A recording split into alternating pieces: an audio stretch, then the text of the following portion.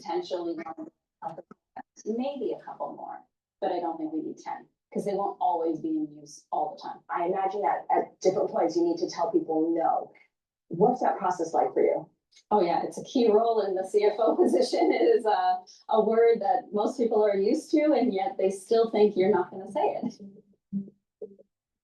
From the world of politics to the world of business, Joe Matthew and Kaylee Lines deliver news, insight, and analysis live 2 times a day, every trading day. Balance of Power at 1 and 5 Eastern, only on Bloomberg. Get your fixed income fix. Watch Bloomberg Real Yield around the world right here on Bloomberg. Context changes everything.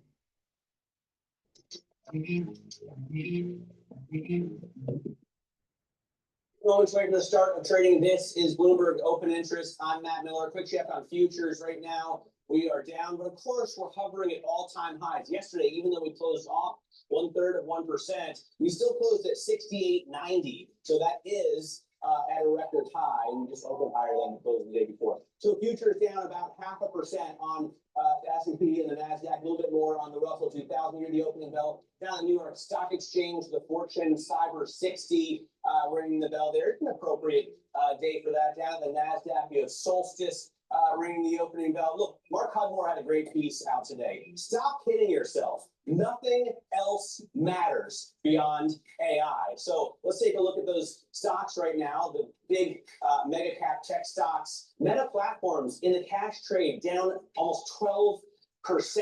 So Mark Zuckerberg coming out and saying, no matter how much I spend, it's never enough. And next year is going to be more. Investors are a little bit concerned about that, obviously. Microsoft down just 2%.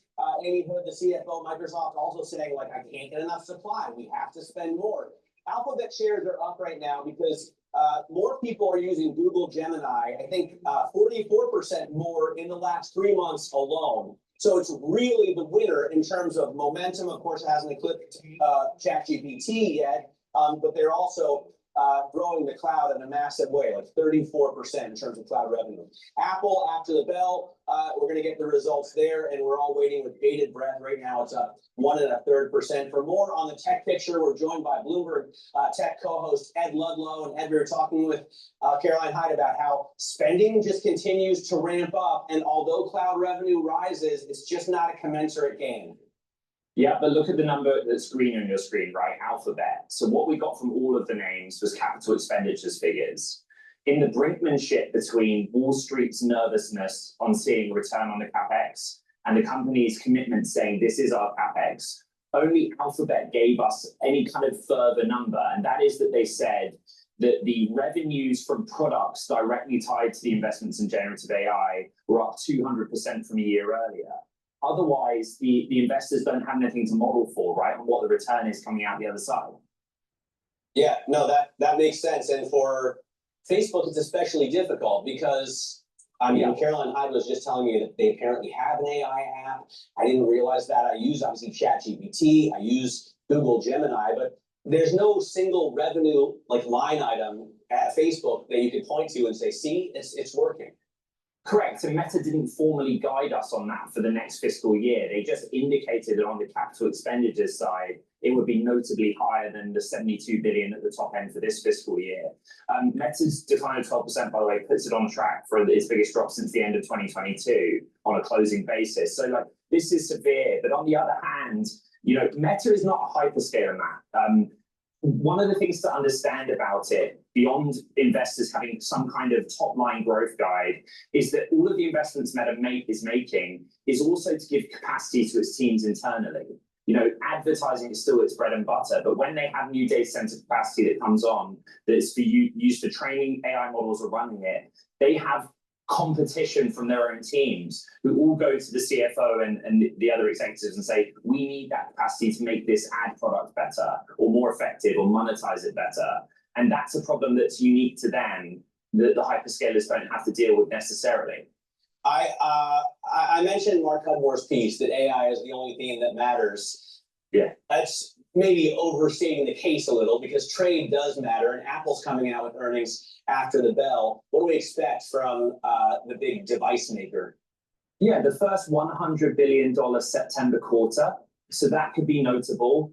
The soft or third-party data indicates that the iPhone 17 generation is tracking ahead of the prior generation in early sales. The quarter they're reporting will include 2 weeks where the iPhone 17 generation was on sale. And there is a caution, there have been years where the soft or third-party data says it's doing badly, and then Apple's earnings come around and give us the complete opposite picture. So it can go both ways. But Apple has also communicated in the last 2 quarters their expectation for tariff impact. And actually it was mitigated. It was not as bad as they first guided us on, but that will be a factor in it. Just as we learned this earnings season, like a tax issue was a factor on net income for Meta. And it was for Netflix in its tax dispute with Brazil. So idiosyncratic things come up all the time. But for Apple, it's a simple story. Did the iPhone 17 do well or not in the 2 weeks it was on sale in the quarter they're going to report? And then all the big picture questions for Apple are always there and they haven't changed. All right, Ed, thanks very much.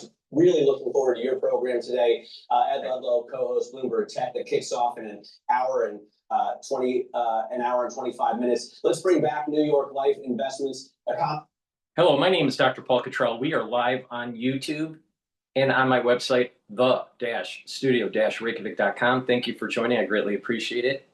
We are doing this live stream on October 30th. I will be putting this on all my channels. I have YouTube, Brighteon, Bitchute, and Rumble.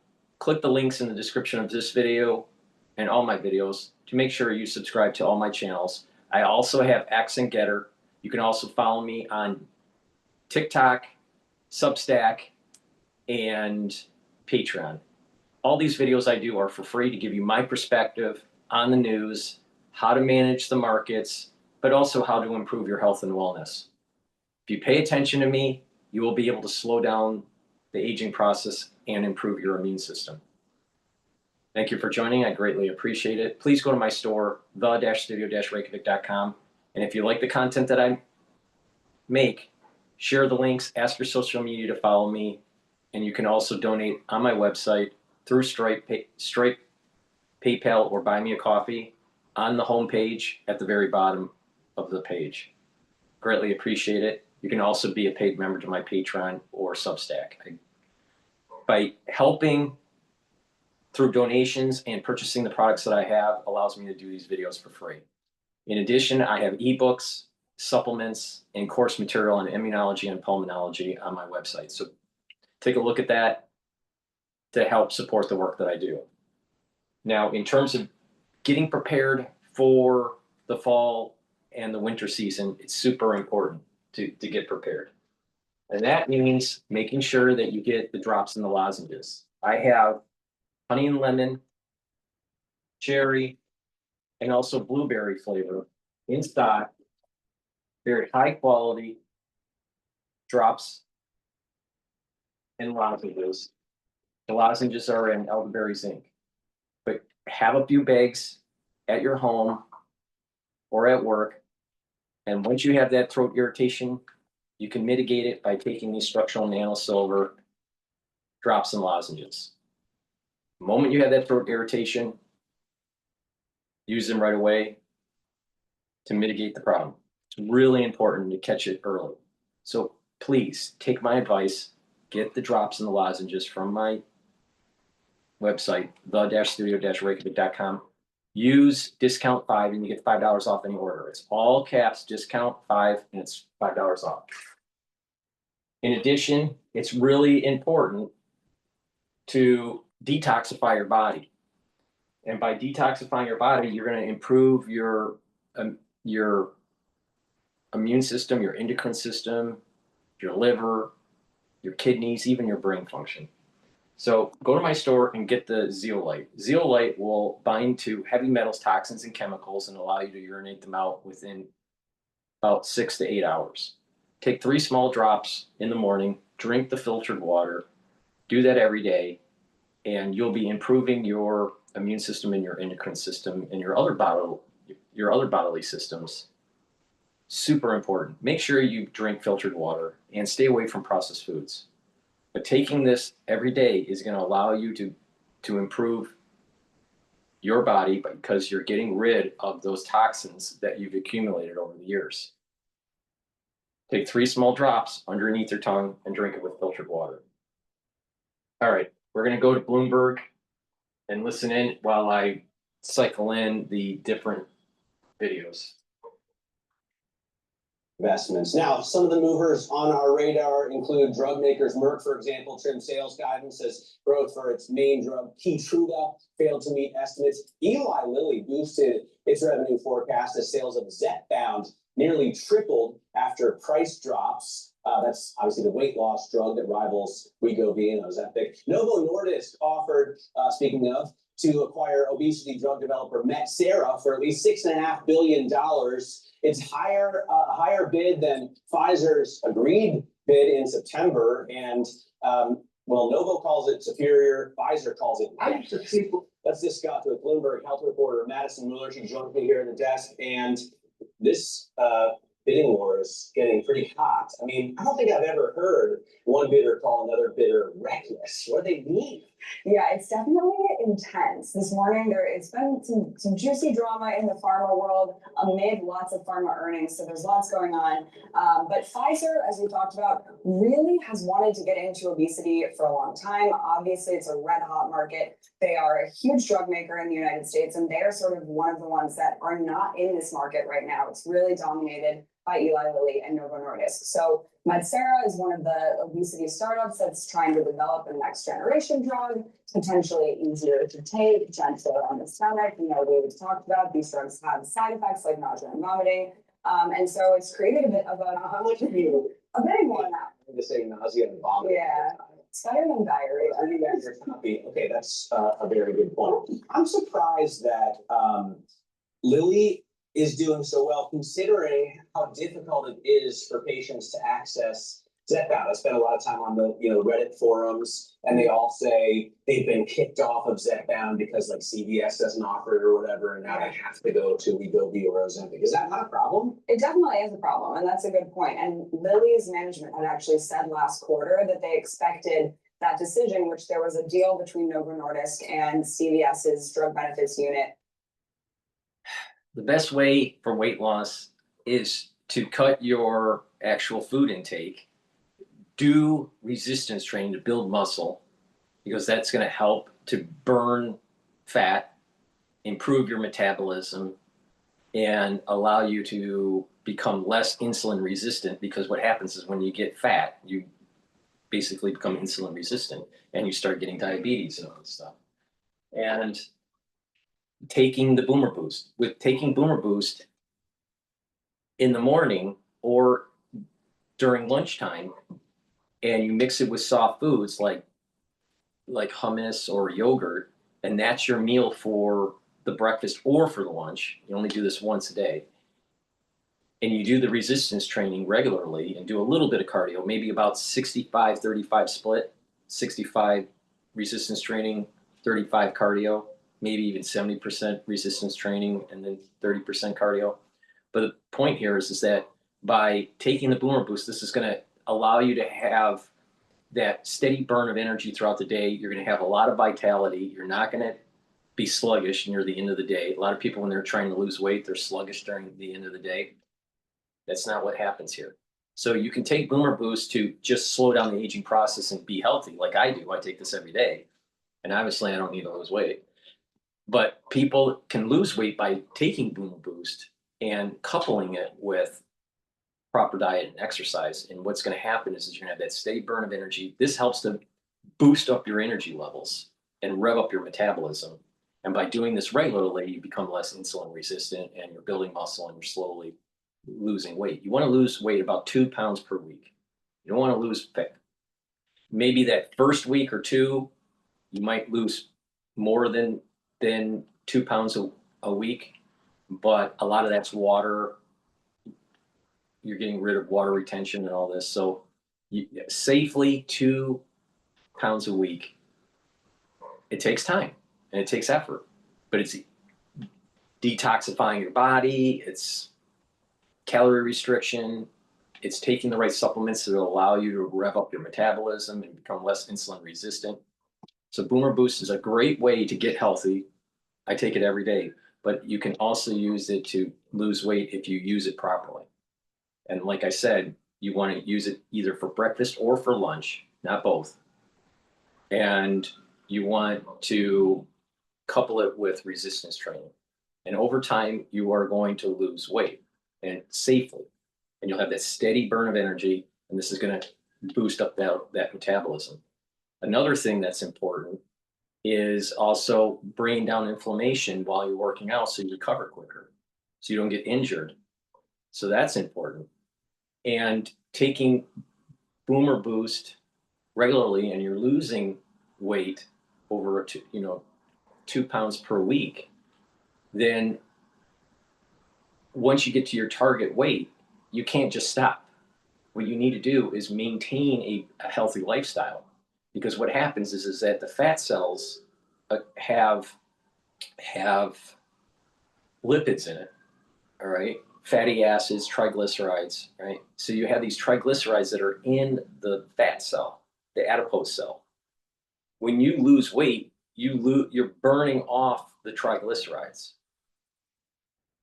right? And this is the reason why you're trying to go into ketosis to burn all this fat, that's all this triglyceride that is in the fat cell. Once you lose the weight, you don't lose the fat cell. You may have lost weight, but it's those fat cells balloon out with triglycerides. Well, you're just losing weight and you're losing the triglyceride, but you're not losing the fat cell. It takes 5 to 7 years to lose adipose tissue, unless you have liposuction. So you have to maintain a healthy lifestyle for 5 to 7 years, or you'll gain weight. This is part of the reason why people that are thin and they have a hard time gaining weight, because they don't have adipose tissue. But people that are fat that lose weight and then they go back and they're heavier later, or they gain the weight quickly, the reason why is because the adipose tissue is still there. It takes 5 to 7 years for it to cycle where your adipose tissue goes into apoptosis.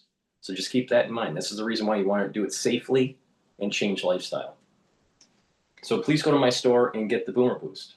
In addition, this Boomer Boost will slow down the aging process, help with your heart and your vascular system, help with brain function, and it will help with musculature, rev up your metabolism and your energy levels. It's very powerful stuff. So you can use this like I'm using it to slow down the aging process. If you're an athlete, you can use this as your post or pre-workout fuel source.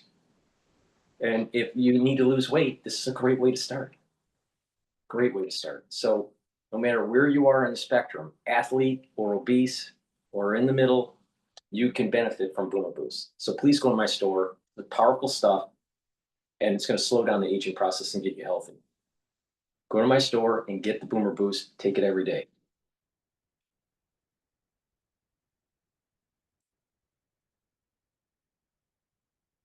News alert, President Trump is on his way back to Washington after an historic week in Asia, and the president ending his trip with the highly anticipated face-to-face meeting with Xi Jinping.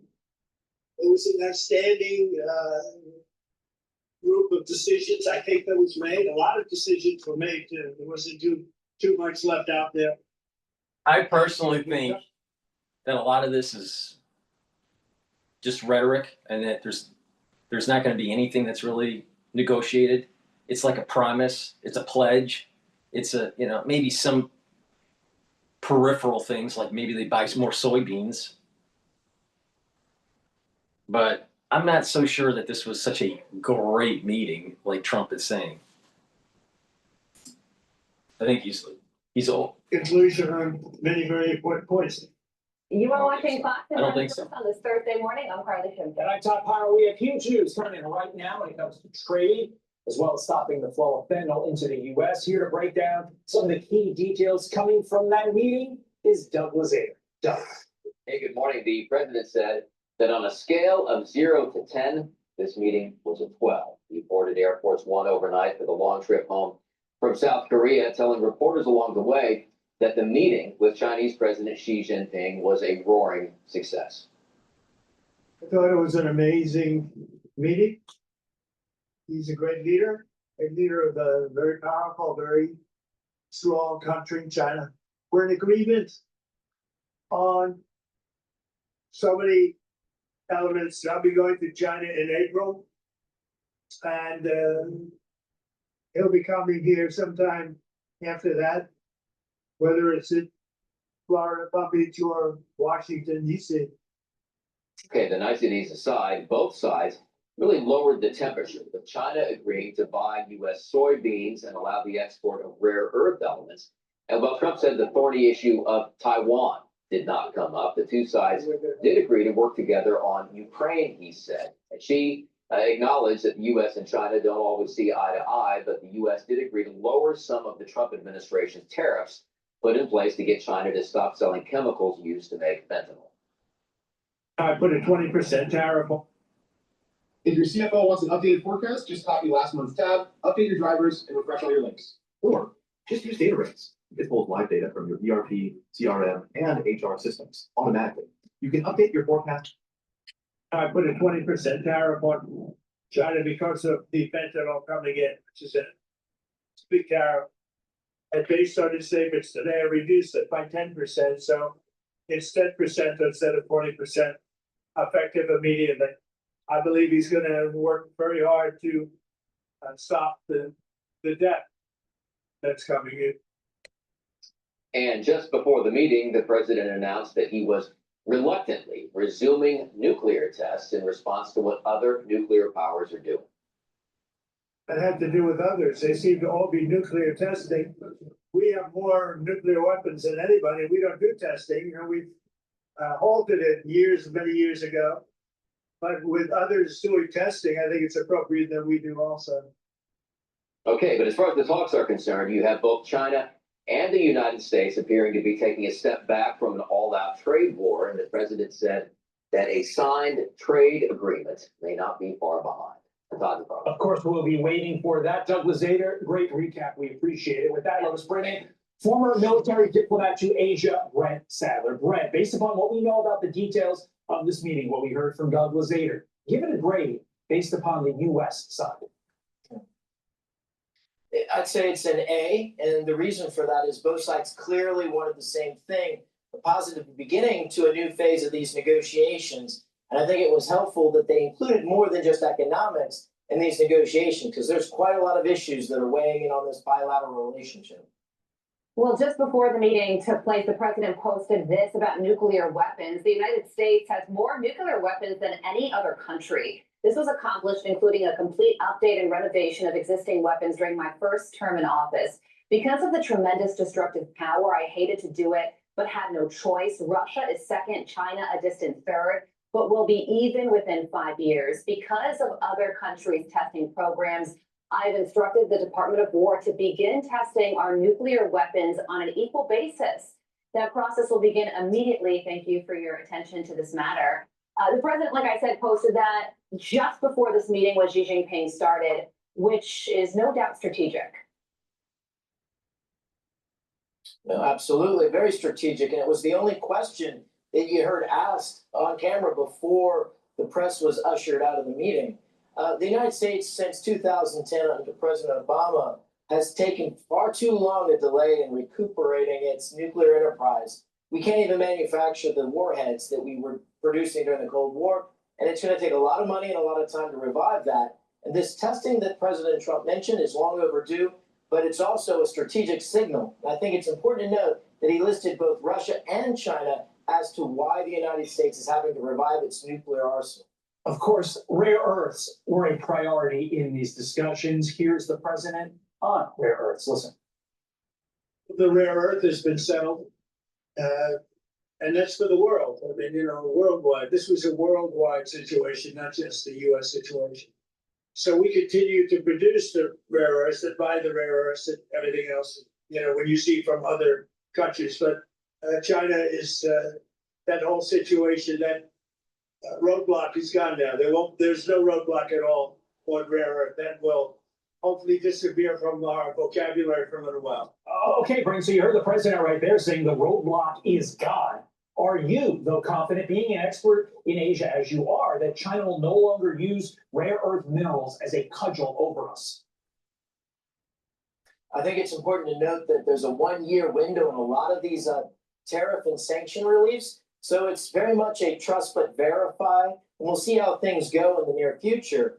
But I think the world, certainly allies like Japan, have felt the sting of China's use of rare earths as a political tool. And I think the Chinese will use it again, and maybe even some other corner of the market that they control, perhaps even in shipbuilding or shipping in the future. But what is also very true is many countries now are investing in the very critical refining of these rare earths. So the market is diversifying and I think de-risking an over-reliance on China refining of these rare earths. And that's a good thing for all of our partners and allies. Yeah, you know, Brent, 7 years ago in Argentina, President Trump had a similar conversation with Xi Jinping when it comes to fentanyl, asked Xi Jinping to stop the flow of the fentanyl precursors into our country, and Xi agreed, and then did nothing to change China's behavior despite that agreement. So while there appears to have been a lowering of temperatures between our two countries as a result of this face-to-face, do you think anything in the long run will really change as a result of this meeting? The only way that things will change in a meaningful and sustained way is on the issue of rare earths in particular, is if other countries in the United States develop their own ability to refine what they need in the rare earths. The material itself is not hard to get, but the refining is actually pretty caustic and produces a lot of pollution. We have to find a way to do more of that ourselves. A lot of countries are doing that. That's a good thing to de-risk this. We can't be over-reliant on China, who may be in friendly relations or tending in that back to friendly relations. They are not a friend or a partner overall. Well, it was an hour and 40-minute long meeting, and like Doug said at the top, the president said from a 0 to 10 scale, it was a 12. So he's on Air Force One, pleased with the outcome of his face-to-face. Brent Sadler, thank you for joining us this morning. I'm Steve Ducey. I'm Brighteon Channel. And I'm Ainsley Earhart. And click here to subscribe to the Fox News YouTube page to catch our hottest interviews and most compelling analysis. Please go to my store, the-studio-reykjavik.com, and get the structural nano silver soaps. You can get it in peppermint, lavender, charcoal tea tree, and also lemongrass. So get a few bars for your household. These are very high quality soaps that I use every day, but especially for the fall and the winter. It's made from structural nano silver, very high quality. You're not going to be able to get anything better over at the store that you normally go to get your soaps. So please go to my store and get those items. Another great item that is really important to take during the fall and the winter, but also year round, is the Max 35 or the Cleanse. This will help to boost up your immune system. Now, Max 35 or Cleanse, you take a teaspoon a day, swish it in your mouth, gargle about 20 seconds or so, and then swallow it. What this will do is improve your oral cavity, improve your oral pharynx, help with your mucosal lining, and help the health of the epithelial lining in your oral pharynx. Super important, especially during the fall and the winter. If you're not feeling well, or someone around you is not feeling well, take a teaspoon or two a day. Again, swish it in your mouth, gargle, and then swallow it. This is going to help to boost up your immune system and protect that epithelial lining. Super important. Now, you can do this every day to boost up that immune system and slow down the aging process. I've been taking this protocol for over 5 years. So please go to my store and get the Max 35 or the Cleanse. Take it every day and boost up that immune system. Use discount 5 and you get $5 off any order. All right, this is DW about what happened with the meeting with Xi. At Fastly, we drive performance and security. Websites, apps, entertainment. Experiences everywhere. US President Donald Trump and China's Xi Jinping have reached an agreement which is expected to ease tensions over US-China trade. The leaders met for much anticipated talks in South Korea. Now, while there was no major breakthrough at the meeting, President Trump says he agreed to reduce tariffs in exchange for concessions from Beijing on a range of issues, including rare earth exports and agricultural imports. It was a chance to iron out the kinks. Great pleasure to see you again. Good to see you again. After months of a tit-for-tat trade war, US President Donald Trump and Chinese leader Xi Jinping sat down in South Korea with demands on the table. For the US, that was access to rare earth minerals. China wanted reduced tariffs and a pathway to American-made chips. Both got what they wanted. I thought it was a great meeting. I think it was a very friendly meeting. It was a good meeting for two very large, powerful countries. And that's the way we should get along with them. The US has agreed to shave China's overall tariff rate by 10% to 47% in response to stricter Chinese measures to stop the flow of fentanyl to the US. In turn, China will pause export controls on rare earth minerals, crucial to the production of cars, planes, smartphones, and weapons. That whole situation, that roadblock is gone there. There's no roadblock at all on rare earth that will hopefully disappear from our vocabulary for a little while. While the one-year agreement is a step in the right direction, a more comprehensive trade deal is yet to be struck. Trump said the deal would be signed, quote, pretty soon, while Xi Jinping said the countries should finalize the next steps as soon as possible. The two agreed to maintain regular communication. President Trump looks forward to visiting China next year and invited President Xi Jinping to the US. Two global powers calling a trade truce for now. We're going to talk about this with Klaus Sung, an analyst at the Mercator Institute for China Studies, who specializes in China's global strategy. Welcome, Klaus. Great to have you here in the studio. President Trump sounding really enthusiastic about his meeting with President Xi. He's talking about an agreement on lower tariffs and about China withdrawing export restrictions on rare earths. Can we say, though, that this is really a trade deal?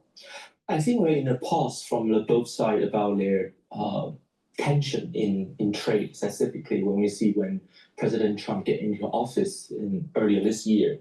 We see after Liberation Day, we see the tariff keep going on, and both sides is adding up from each side, from Beijing side and from the Washington side. So we might see a pause here, but it's not completely. It's not a complete deal. We are seeing that it's on a year review basis. We are seeing that it had a pause, and they will continue to talk about that in the coming years, and to see whether they really abiding with these, and whether we'll see President Trump or the Chinese side have different things to come up with. So they paused on the harbor fees, they paused on the rare earth export, stop buying the soybean. But is it really a deal? I think we don't see that much from the Chinese side yet. Let's talk about what China is saying. It's promising to control the export of the ingredients that make the drug fentanyl. Mm-hmm. It would lift restrictions on exporting rare earths. Mm-hmm. And as you said, it says it's going to buy more soybeans from the US. If it does all of this, what would China get in return? I think what China get in return is the reduce of the tariff to, I think, from the 57% to 47% from today, as we just hear from most media reports. But I think China need that. China need to sustain its economy and to maintain a proper external environment to reduce the tension with US. So its economy would not get harder and harder. And I think that is important for China to get in return, to stabilize the relationship, not just economic, but also the overall relationship between US and China in that sense. So this is a win for China. President Trump likes being the winner, doesn't he? We hear that a lot. So who made more concessions in the end? Who is the winner here? I think we don't see a clear winner yet on the trade deal per se, or the trade terms per se, not even a deal. But we are seeing that Trump and Xi will, at least from the Chinese side, they get in a more equal position with America, right? So in the Beijing's perspective, Beijing has the power or capability that to sit on the same table. And we're seeing that it's Trump chasing sheep. But we don't see that coming up that much from the Chinese side talking about the meeting, right? Chinese announced or confirmed the meeting very lately in a sense, rather than we seeing that, unlike Trump keeps saying they're meeting, they might be meeting, maybe not, right? We're seeing that China commit in a very firm position, a firm position that we are seeing. Of course, American having a very strong demand, as we see in Kuala Lumpur's meeting from between the two sides of negotiator. But we are seeing that China take a very stern position and are able to refute compared to other countries which give in to Trump very quickly in the past couple months. China still not yet giving in to Trump's request on tariffs. So China's in a stronger position. Would you say then that the tariff war between the US and China is over? I wouldn't say it's completely over, but it's in a pause. Right? We are seeing that they are both keeping leverage to each other. They can still apply that. Both China and US need each other in certain degree, and they are essential to each other. No matter it's a rare earth from China or chips from US, both sides want stability, but both sides don't want to give in too much. There are still structural issues here between US and China in their competition. We're seeing a pause, but it's not the end of the competition. Klaus Sung, analyst at the McCarthy. I took control, went solo, and built my own online knife empire. I loved being a chef. All right, we're going to go to Fox Business about China wants to destroy the US. Oh boy. Please go to my store, the-studio-reykjavik.com, and get the Clarity Factor. Clarity Factor will get rid of that brain fog, allow your dendritic connections to improve, so you're thinking faster, you have better memory. This will allow you to concentrate on tasks at home or at work or even at school. You should be taking this every day. Make sure you drink it with filtered water.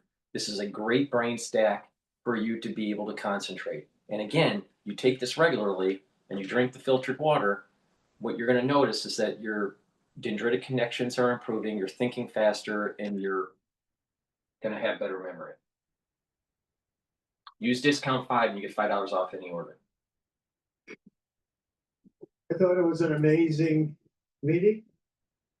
He's a great leader of a very powerful, very strong country, China. We're in agreement on so many. The old guard of China. I'll be going to China in April. And he'll be coming here sometime after that, whether it's in Florida, Palm Beach, or Washington, D.C. That's President Trump en route back to Washington from his Asia trip right now after meeting with China's Xi Jinping overnight in South Korea. The president lowered his 57% tariff on China to a new level of 47%. Due to Beijing's actions in reducing the production of deadly fentanyl, the president said. Watch. Will your new tariff rate on China's goods be once you start? Other than what we originally tariffs have been exactly the same. 55%. It's about, it was 57, now it's 47. And Because we reduced it by the fentanyl. Because I believe they are really taking strong action. We've already seen the action on fentanyl, and they're taking very strong action. So we reduced it 10%. The president also breaking. With a shield level annuity from Bright House Financial, your portfolio can benefit from growth potential with a level of protection from market volatility to help you follow your plans wherever they take you. Bright House Financial, built for what's ahead. The president also breaking news on Truth Social last night saying, quote, President Xi authorized China to begin the purchase of massive amounts of soybeans, sorghum, and other farm products, saying China also agreed that they will begin the process of purchasing American energy. In fact, a very large-scale transaction may take place concerning the purchase of oil and gas from the great state of Alaska, writes the president. President Trump said a signed trade agreement may not be far behind. Joining me now with some reaction is GETTR Institute Senior Fellow Gordon Chang. Gordon, good to see you. Thanks so much for being here. Looks like it was a successful meeting. Your reaction? Well, first of all, it's good that the Chinese are purchasing American energy and farm products. And we've seen that they've already bought a couple cargoes of soybeans. But really what we have here, I think, is essentially the United States saying that there was agreement on almost everything. But the Chinese were far more restrained in their official reaction.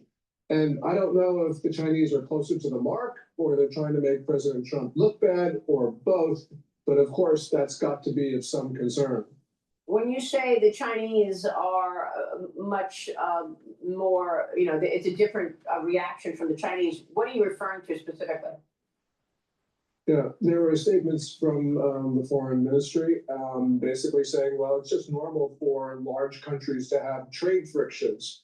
And that doesn't seem to be a sort of like there was agreement on almost everything, which is what President Trump said. We just don't know. And we will only know with the passage of time. Yeah, we don't know. And we're not sure what other issues came up. Did the president talk about the constant surveillance that China does on America? Did Jimmy Lai's name was he brought up? Was any of the undermining that China has done to America come up?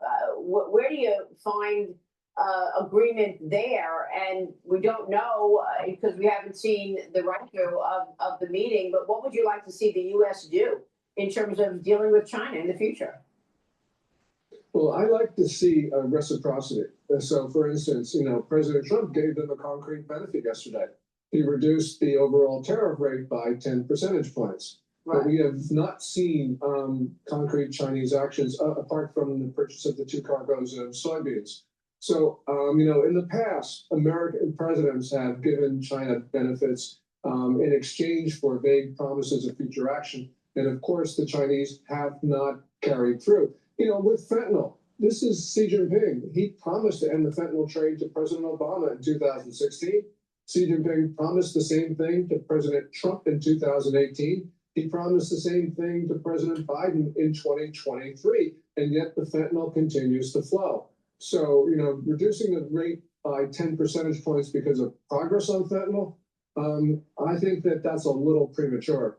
All right, so you want to trust but verify is what you're saying, and that will take time to verify, Gordon. Let me get your take on Congress working to close this loophole that says China has been able to get around export bans, which have facilitated the sale of our tech to Chinese firms and enabling surveillance of America. There's a new AP report out, Gordon. It says China is getting around the export bans on the sale of powerful American AI chips by renting them through U.S. cloud services. Congress has turned a blind eye to these loopholes that allow China to work around its own rules, such as cloud services, third-party resellers, and holes in sanctions passed after the Tiananmen Square massacre, Gordon. This is an AP report. Of course, China wants those powerful AI chips. Was it American technology that actually enabled communist China to surveil America? Well, yes, it certainly is true. And it's also American technology that allowed the Chinese regime to surveil Chinese. And it's the American technology that helped China in its program of genocide against the Uyghurs and other Turkic minorities. So we have the biggest names there helping China in all of these malign goals. China's openly said it wants to destroy the United States. And here we are, American tech companies doing what they can to help China. And we have the American government essentially turning a blind eye. And it's time that this end. There are bills from a number of legislators, including Chris Smith of New Jersey. We need to get behind those bills, and we need to align our actions with our ideals. Because if we don't, what we're doing is we're giving confidence to the Chinese regime that we're no better than they are. Well, these are loopholes, I think, that Congress needs to deal with. I mean, corporate America is going to do whatever corporate America can do to do business and to reach more customers. Got 1.4 billion people in China.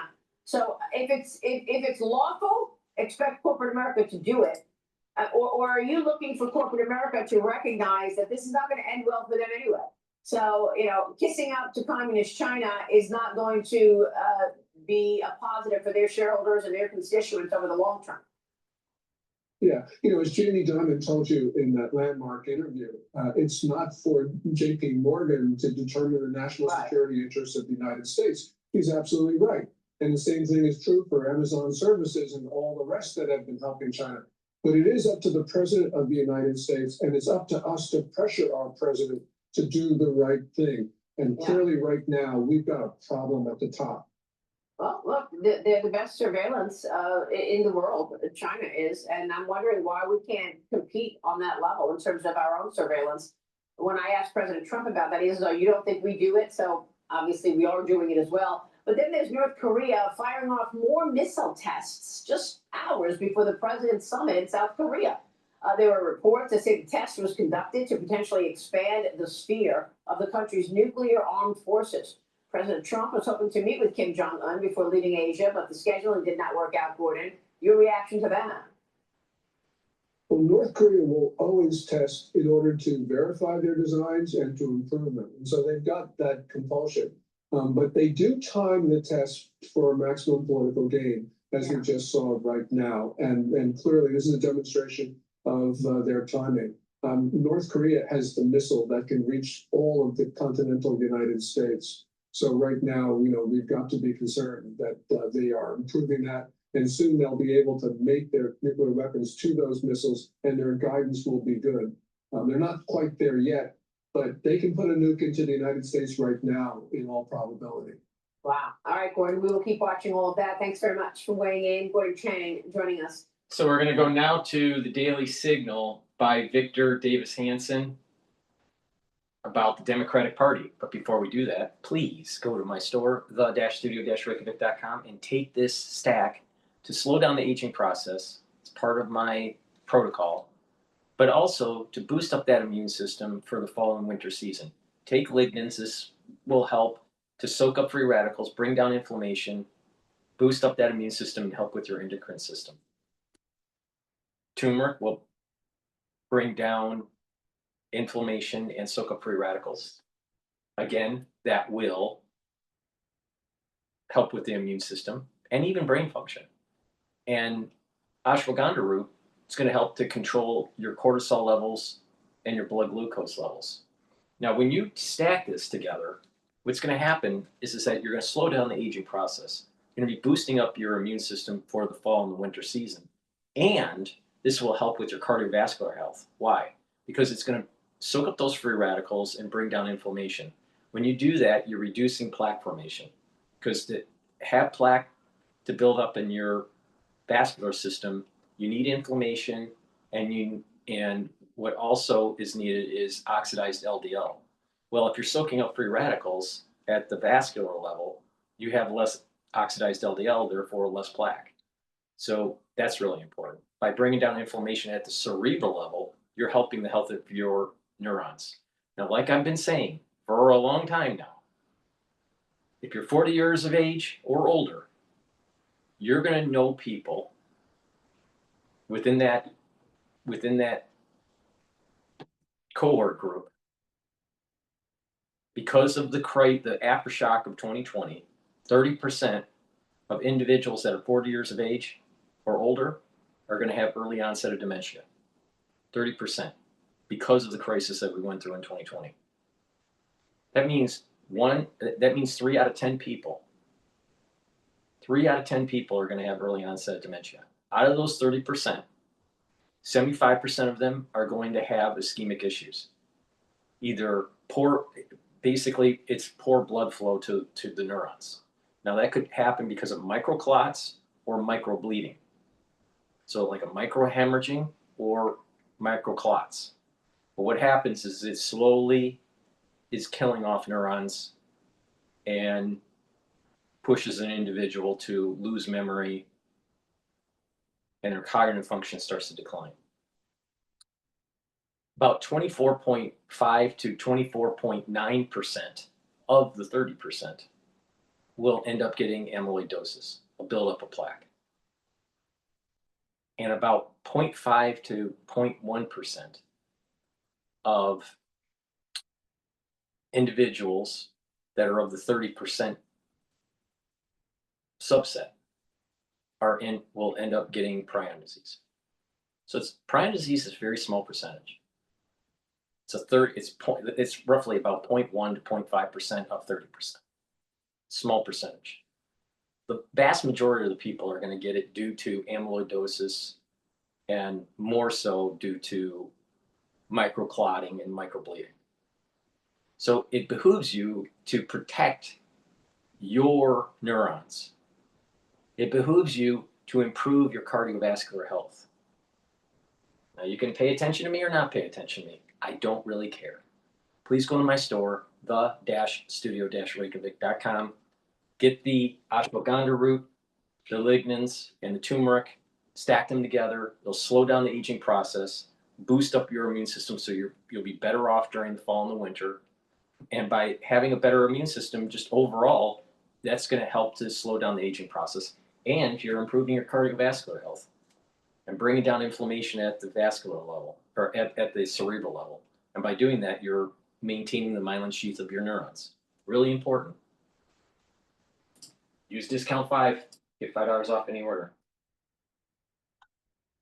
The old guard of Chuck Schumer, Nancy Pelosi are very worried about this young group of more radical, younger people who want to shut down the government. That was the impetus behind the shutdown. Do not cooperate whatsoever with Donald Trump. Mr. Plattner in Maine, who wants to be the Democratic nominee for the Maine Senate, got the exact replica of the Totenkopf, Death's Head emblem of the 3rd SS Waffen Division in World War II, tattooed on his body. A division that was made up of former death camp guards and special Einsatzgruppen group killers of Jews. It's kind of ironic because no one in the Democratic Party has really criticized him. Remember when Elon Musk did this, they said he was a Nazi. So we know that they were sensitive to it, but the reply of the old guard is to ignore it because they're terrified of them.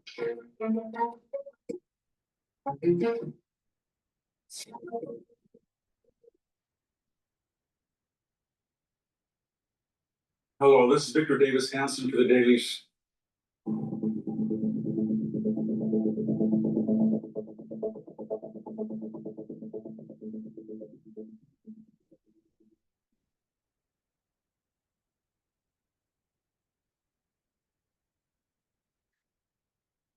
I think if you're not using the van to do business travel, then you're missing out.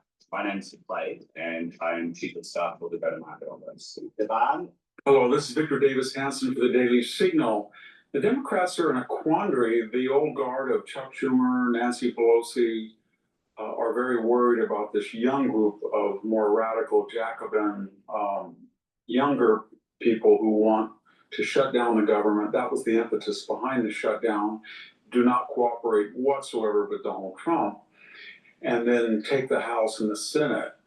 The problem that these people have is they are not in the mainstream of American politics. And so they have said things in their past before they were candidates, sometimes during, that are incompatible with the majority of Americans' views on what denotes proper behavior and conduct of a politician or an official.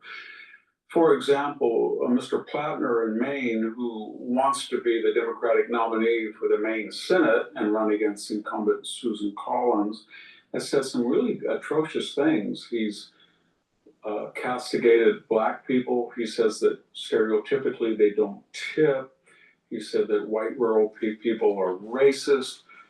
He's in a lot of trouble, though, because when he was in the Marine Corps, he went to a tattoo parlor and got a skull and crossbones tattoo. Now, he would like us to believe that this was no big thing, that it was just, I don't know, a skull and young people do stupid things, he said. But it was a long time ago.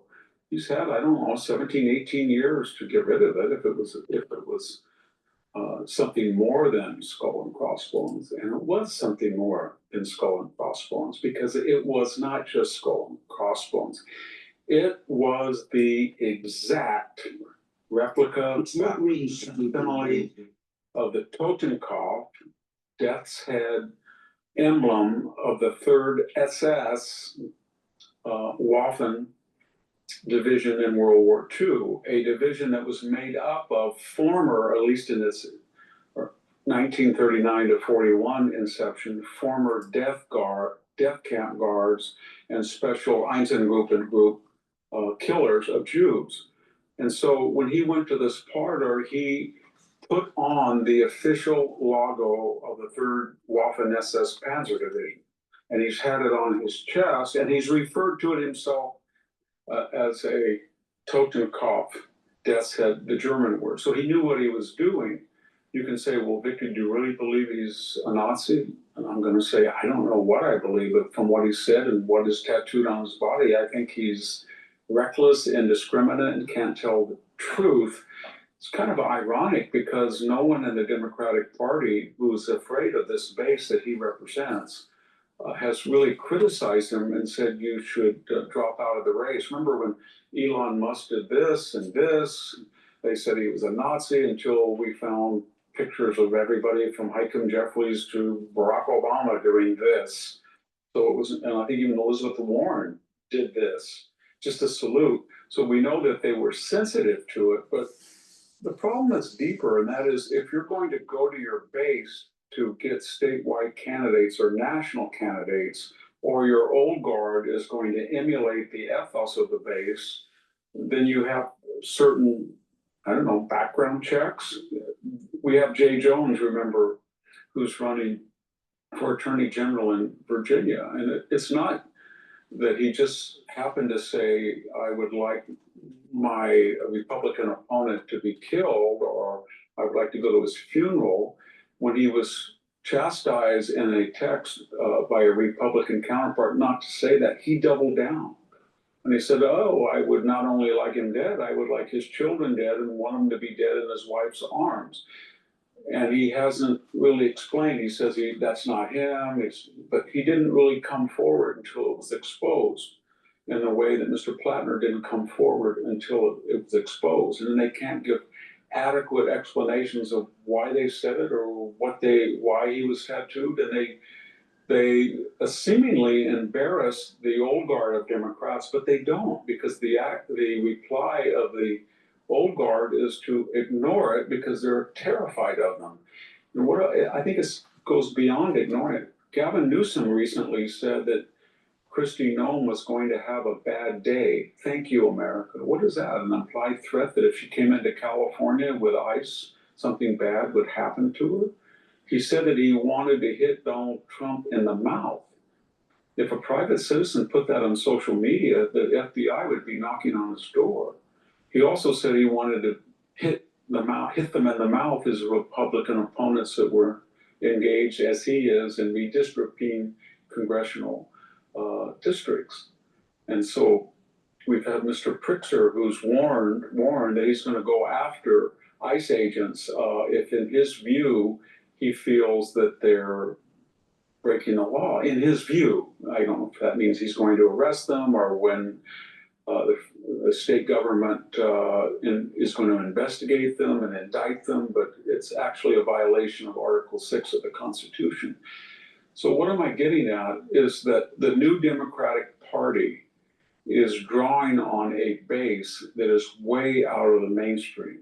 And they're out of the mainstream on the issues of crime, on the border, on illegal immigration, on foreign policy, on energy, radical abortion on demand, transgendered males competing in female sports. But more importantly, the way that they're out of touch is one that's on the record. Their language, their threats, their promises of violence.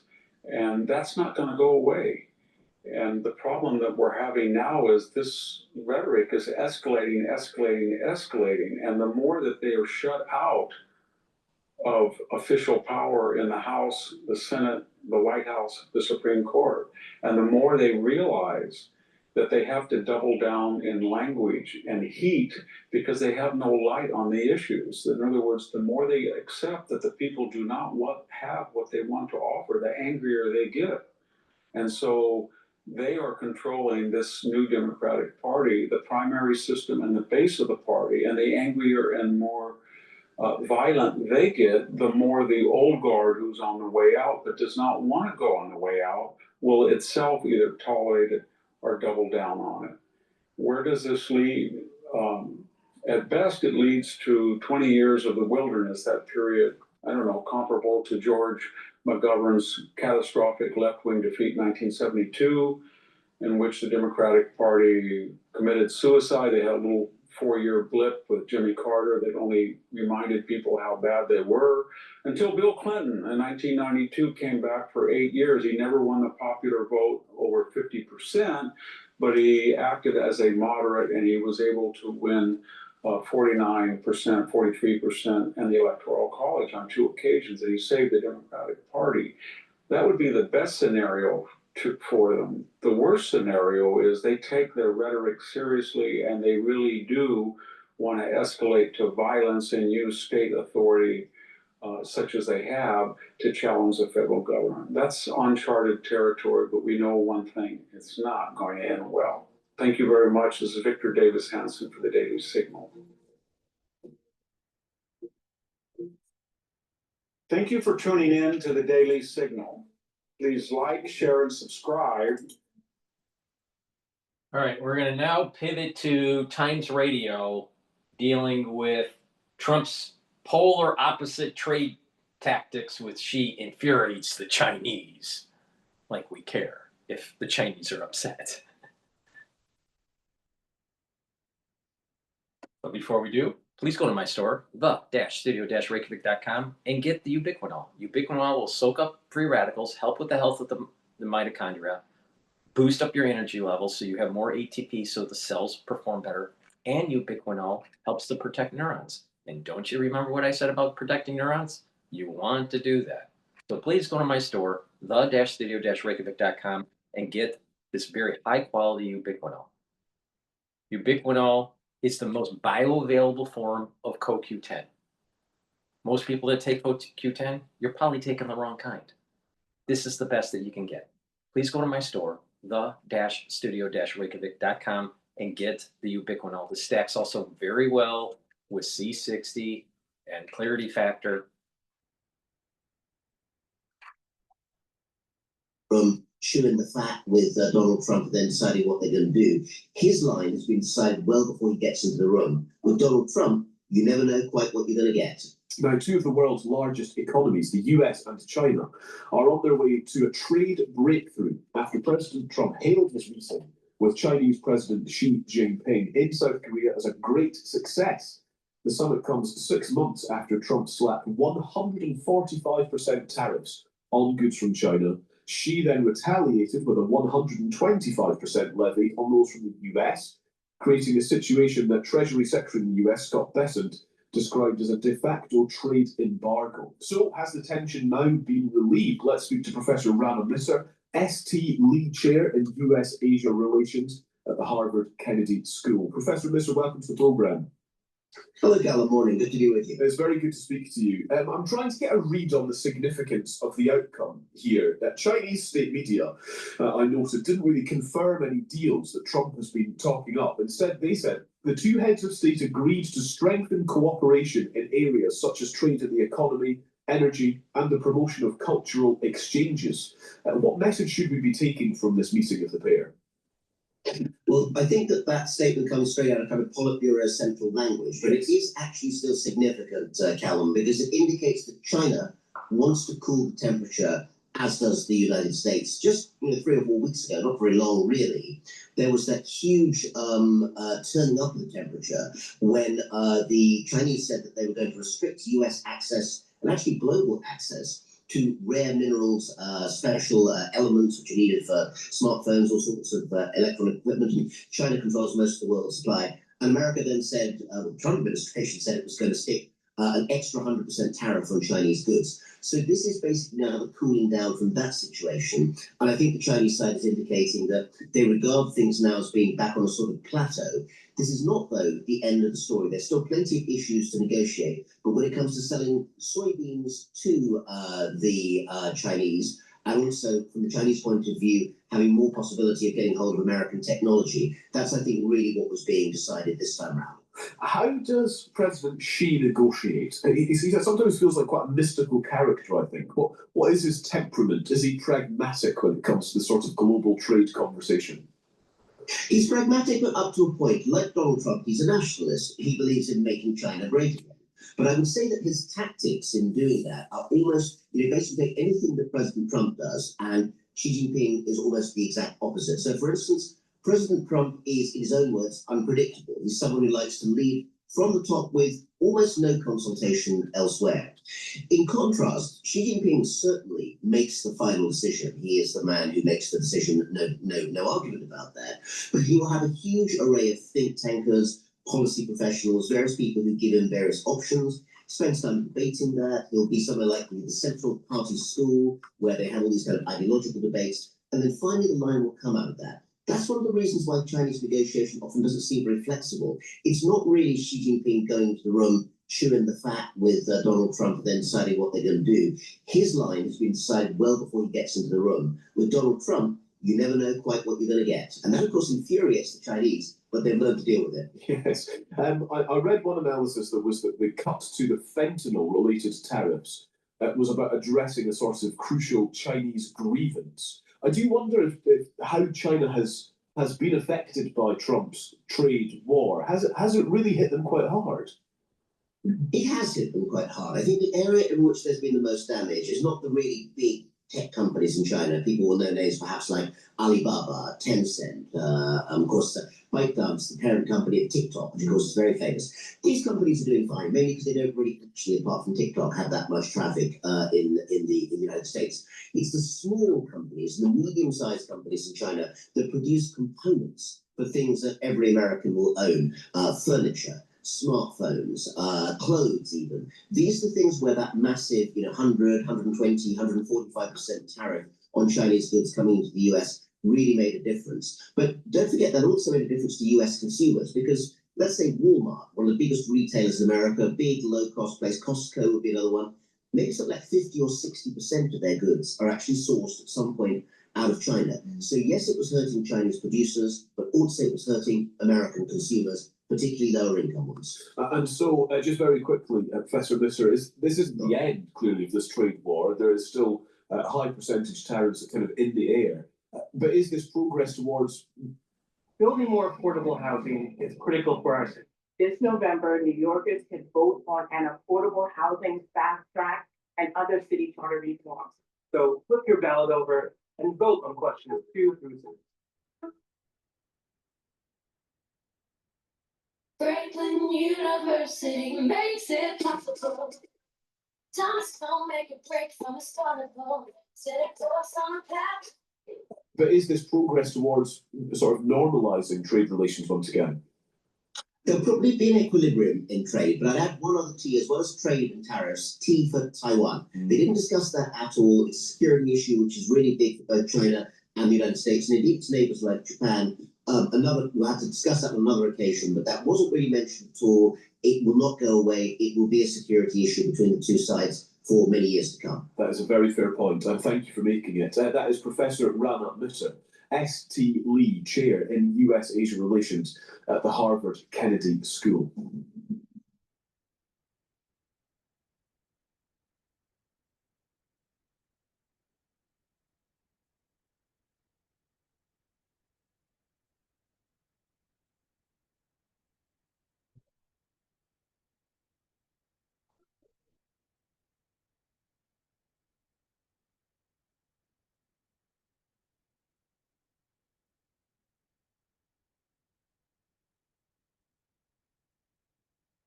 Joining us right now for a conversation on the impact of artificial intelligence on jobs, the AI bubble, the New York City mayoral race, and so much more. Andrew Yang, he's a former Democratic presidential candidate, former New York City mayoral candidate, and now founder and CEO of Noble Mobile. It's a new wireless carrier. It's a very cool idea. It's aimed to encourage customers, if you can believe this, to limit their use of phones. And we're going to talk more about that again as well. But let's start with New York, because we are getting ever so close to the actual election. I'm curious where you land on your candidate of choice and what you think is happening in the city right now.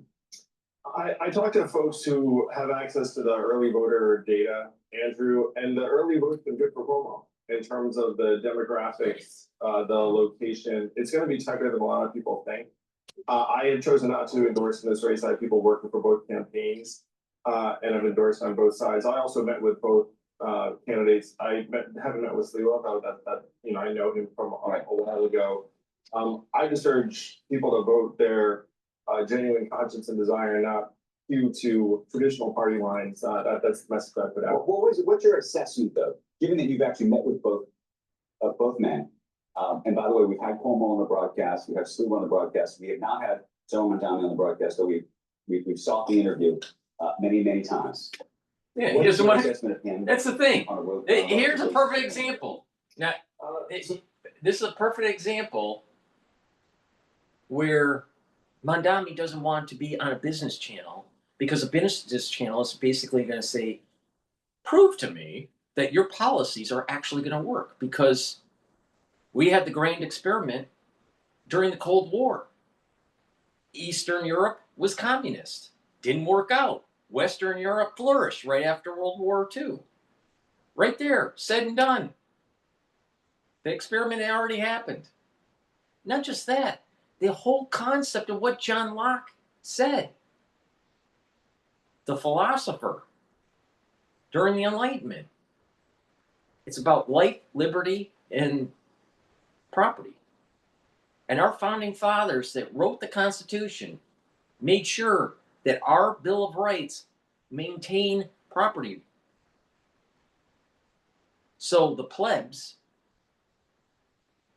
the mob rule, wouldn't take it away. Why? Why did they do this? Because they were taking the lessons learned from Plato's Republic, stating that what will happen is that in a pure democracy, the mob will start taking property. And what will happen is you'll lose your country over time and go into tyranny. Now, I'm pretty sure that Plato, Socrates, and the lessons learned in the Republic, on top of the grand experiment during the Cold War, prove positive that Mondami doesn't know what he's talking about, because he's not educated enough, because he's not paying attention to history, he's not paying attention to philosophy, he's not paying attention to what our founding fathers actually wrote in the Constitution. Marxism doesn't work. Never has.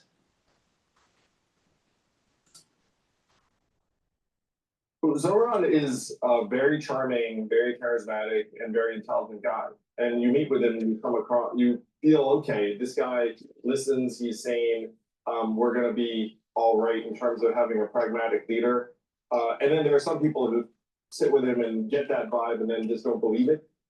Having spent time with him, I mean, I do believe he's sincere. I think his deciding to keep the police commissioner was a very positive signal, because she has a huge amount of gravitas and credibility with the rank and file police officers. And that was something that a lot of people in my camp were pushing. So here's a question about that. So as I live in New York City, and I think Justice Ditch has done a fabulous job in the city. Yeah. And so that would be a good sign for him. Yeah. What I can't figure out is, my understanding of all of this is that she will take this job under him with the proviso at some level that she has to be sort of left alone to go do this on a semi-autonomous way. So I think it's very easy in a way for him to say, I'll put you in the job, and for other folks to look at that and go, that's a good sign. And 3, 5 months from now, 6 months from now, say, hey, Jessica, I want to actually reallocate some of the money that you're using towards, reallocating certain police forces to do other things. And she says, that's not how we're going to do this. And then she walks out the door, and, the city got the mayor that thought they were getting Jessica Tisch, and they actually don't get Jessica Tisch. What do you make of that? If something like that were to unfold a few months from now, or a few months after he takes office, if he wins, there'd be hell to pay. But there really wouldn't be hell to pay, because he would be the mayor. Well, there'd be hell to pay in terms of. The loss of the country, loss of the city. Been in this context is a huge deal. And Zoran, I believe, realizes he has a lot of fences to mend. He's been apologizing to groups of them, saying, "Hey, I'm sorry about some of the things I've said in the past." But you And so think, I think you think that he disavows all the stuff that he said as recently as a couple of years ago? I think it's a huge win for the city, Jessica Tisch, and Zoran for him to say, "Look, you got it," because the fact is, he knows this is not something that he has a strength in, and if Jessica Tisch can manage like a a vast police force, that's good for Let me ask you a everyone. different question, and it goes to this sort of capitalism, socialism thing. It's such an interesting, even debate that's happening in a city that basically is the capital of capitalism, if you will, for the world. Yeah, we're sitting in it. We're sitting in it. When I talk to people, Did you know that almost any question you have about your revenue data can be answered almost instantly? Here's how. Just open Data Rails, where all your data is already in one place, and set up your KPIs in a few quick clicks. From there, you can track all your key metrics and choose the type of analysis that fits your needs. And just like that, you've got the insights. Clear, simple, and actionable.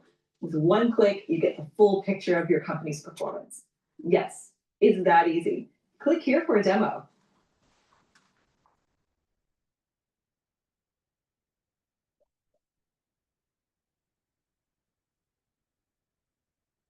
when I talk to people in the city who are voting for Zoran Mandani, they say, Andrew, he's not a socialist. You don't understand. He's not a socialist. He's a democratic socialist. It's the same thing. And I say, have It's you worse. ever seen the things that this gentleman has said, even in the past, 24 months about socialism, about the idea that he genuinely, I mean, you can go online and he literally says that he would like the government to seize the means of production. Right. I mean, the words came out of his mouth. He talks about how he wants that socialism, not democratic socialism, but socialism is his, what he is after. And the split screen of somebody who said those things, as I said, within 24, 36 months of today, and then effectively saying, I don't mean those things, I think is why there's a lot of people in the city who don't believe what he's saying. There's a bad habit nowadays, Andrew, is that political candidate will say something either in the recent past or maybe right now, and then some voters will be like, he's just kidding, and we've seen that in different contexts. I think that Zoran has been pretty clear about where he stands on being a socialist. I think. Where do you think he stands? He says I'm a socialist. I mean, I believe. And so if there's a voter who looks at it and thinks he's not, I mean, you just ask the man himself.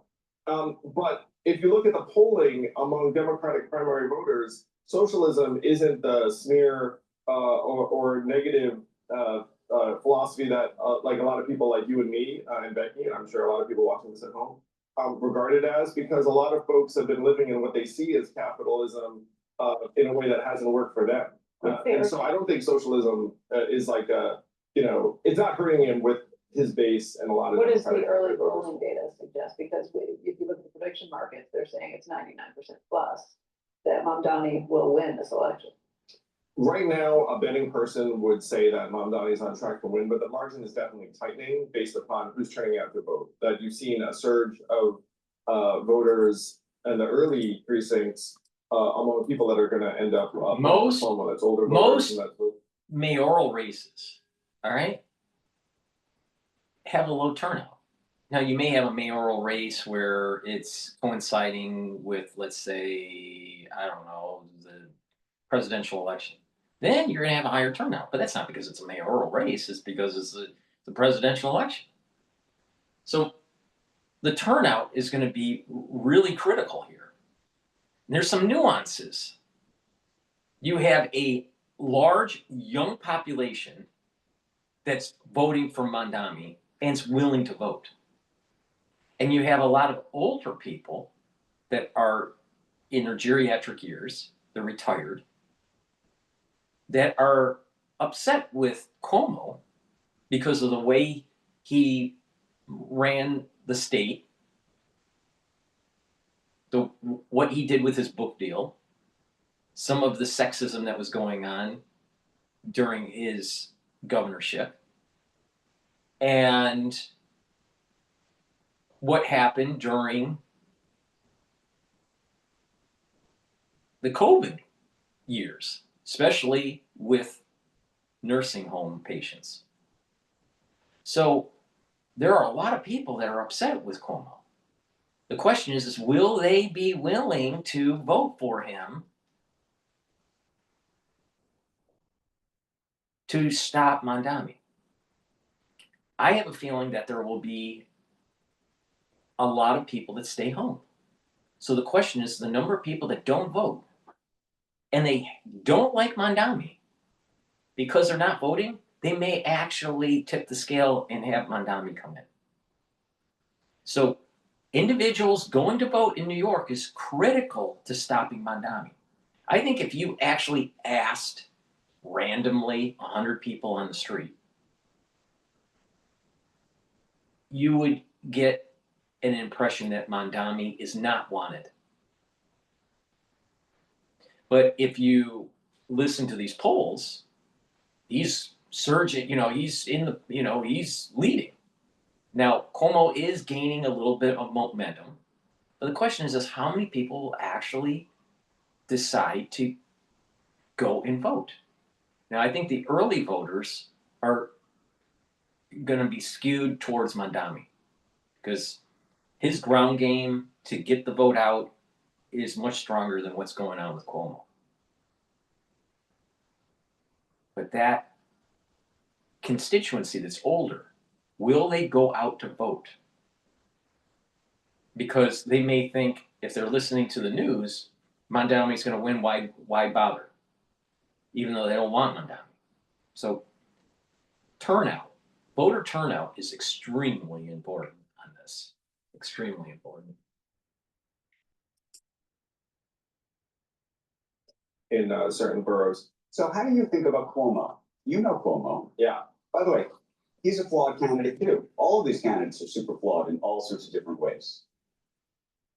And some people are voting, that I know are voting for Cuomo, are doing it basically because they just can't pull the lever for Mandami. Yeah. And they're doing it almost holding their nose because they think of him as a flawed candidate, given a lot of the reasons that he left the role as governor. There are a lot of people in my circle who are doing the same. When I had lunch with Andrew Cuomo, he seemed like he'd grown, honestly, like spending time with him, he seemed like he matured, where if you've been through some of the stuff he's been through, you can either kind of shrink or expand. And it felt like he was in the race for good reasons. But voters are going to decide. They're deciding right now. What does this say about money in New York City? There used to be a view that if you were wealthy in New York City, you were in the real estate industry or the banking business or what have you, given the amount of donations and everything else, that City Hall was controlled by the elites. And right? I think that, I don't know, I think this is a and pushback. this is And it's the not just ultimate this election, pushback. this is what we are seeing across the country. People do not want to see over the last decade plus the elites controlling Well, things. You look at it in the media, you look at it from the voting booths, you look at it from any perspective. That's one of the things that technology has allowed is the upending of anybody controlling anything. Well, Zoran's closing ads are, New York is not for sale, to your Yeah, point. yeah. And so his message is, look, I'm going to return it to the people. And there are a lot of folks seeing that like, ooh, I like that, because they haven't enjoyed what they see as the period of elite control, which is going for, Bill Ackman, I point over here because Bill Ackman was just here recently talking about the mayoral race, made a comment online in the past, say, 48 hours, suggesting that Polymarket and some of these other prediction markets could be rigged, and that actually you shouldn't necessarily believe them in terms of how far ahead Mandami may very well be. And maybe he was saying that, frankly, to encourage folks who might otherwise not come out to the polls to vote for Cuomo to do so. Do you believe that these prediction markets can be rigged and are being rigged? I think they can be wrong. I think they can be moved by a lot of people deciding to vote in a direction with their wallet. But I think it'd be very, very difficult to rig them for something this big.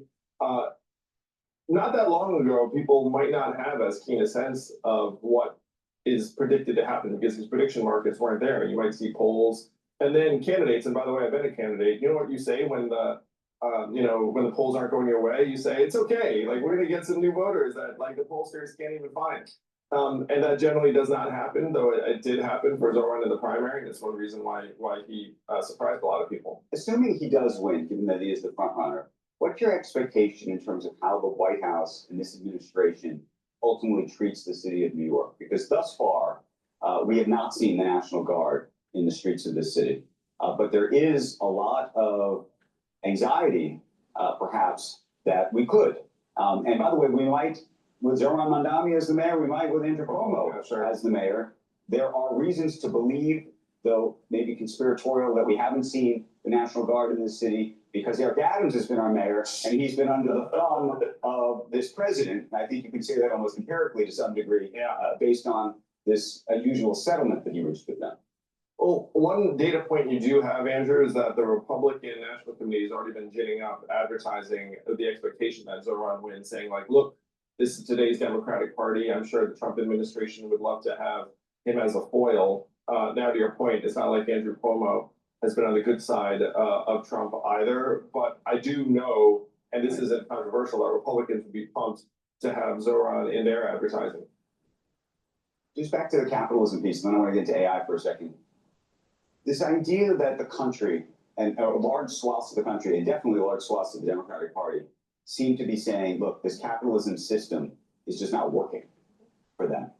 And that they are apt to want to try something else. What do you make of that? And do you think that's going to be a larger trend in this country? Is this just something that's happening here? I know some Democrats and Republicans who say, you know what, let it happen because it's going to prove to everybody that it doesn't work.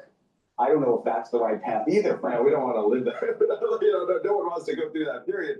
So first, let me say, I think this is all misguided and misplaced in the sense that socialism has failed where it's actually been implemented. But I do think that the anger and frustration around this version of capitalism is going to get stronger and stronger. And it's not just a New York thing, it's an America thing.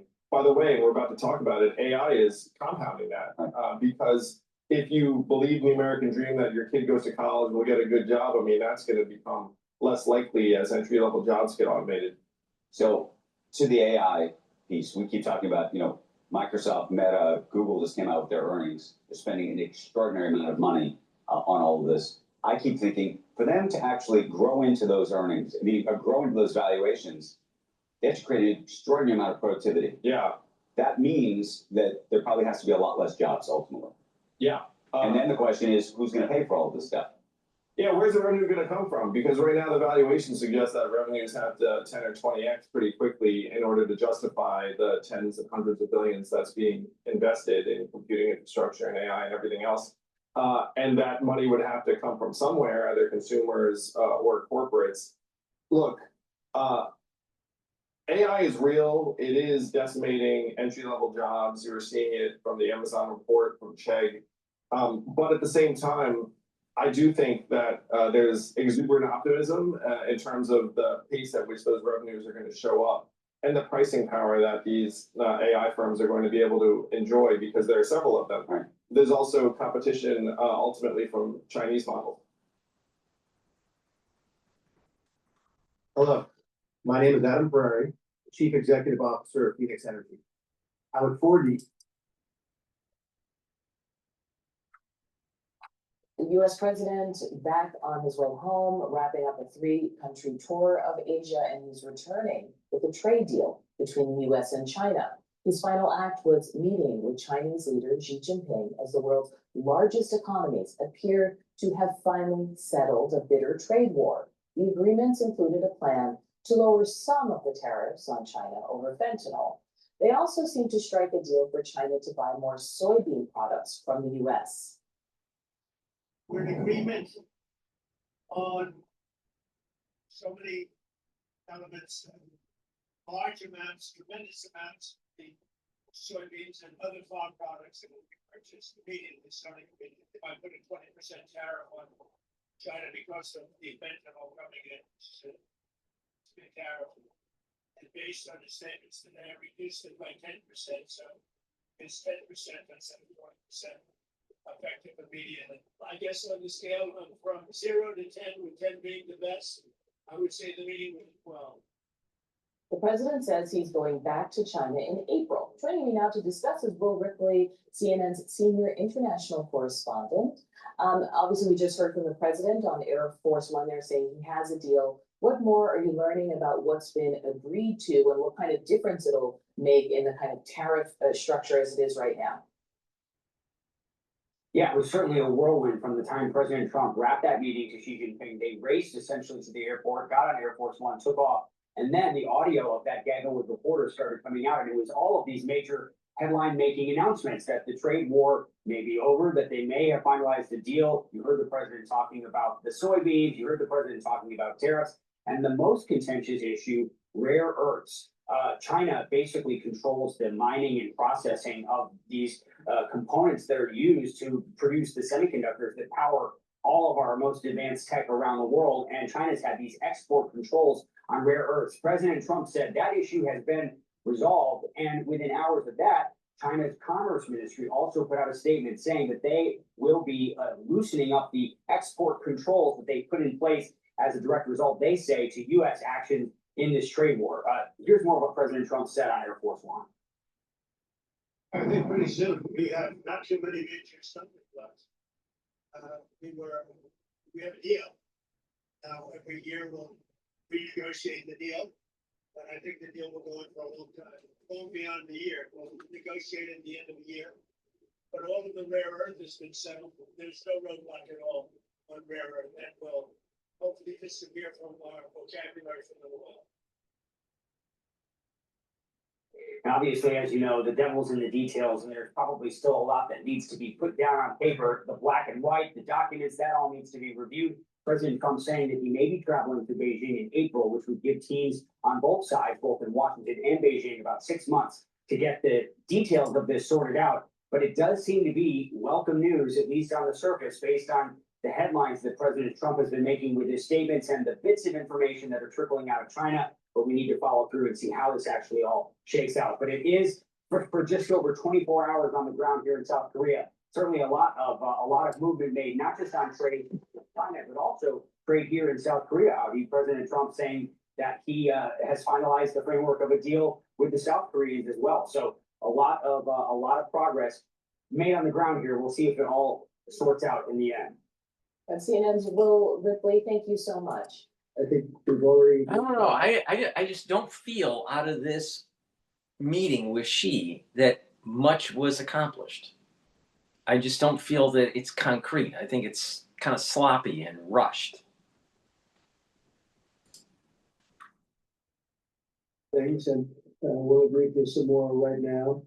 But President Xi is a great leader, a great country, and I think we're going to have a fantastic relationship for a long period of time. Given our different national conditions, we do not always see eye to eye with each other.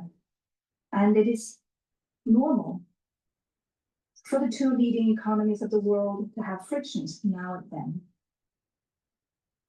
Now it seems some of those frictions have been eased. On Air Force One, President Trump announced a deal to lower tariffs on China over fentanyl. China also agreed to lift export controls on rare earth minerals, at least for 1 year, while also agreeing to resume purchasing U.S. soybean products. Historically, China has been the #1 buyer of those exports. And this year didn't buy any. Joining the group chat now to talk about this, David Sanger, CNN political and national security analyst. He's also the national security correspondent for the New York Times. Welcome to the chat, David. We're bringing you in because you've been doing a lot of writing about this. And I want to start with the deal because there's the top line and then there's like what actually was accomplished.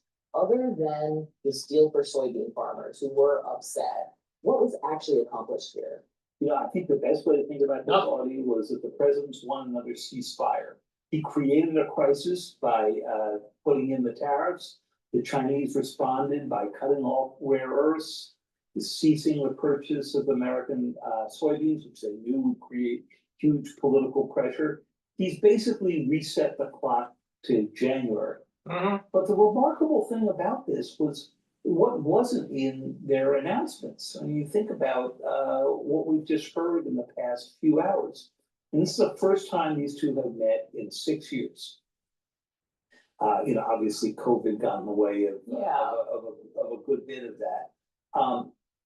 China's got the fastest growing nuclear capability. It's got technological competition with us in artificial intelligence and semiconductors. There's the TikTok issue. There's Taiwan. We've heard about none of that. Yeah, which by the way, TikTok, just because there's a lot of creators out there watching this, who's gonna control the algorithm if a sale goes through? Well, the US in its previous discussions, a few weeks ago, said that over time, the US would create its own algorithm based on the TikTok model.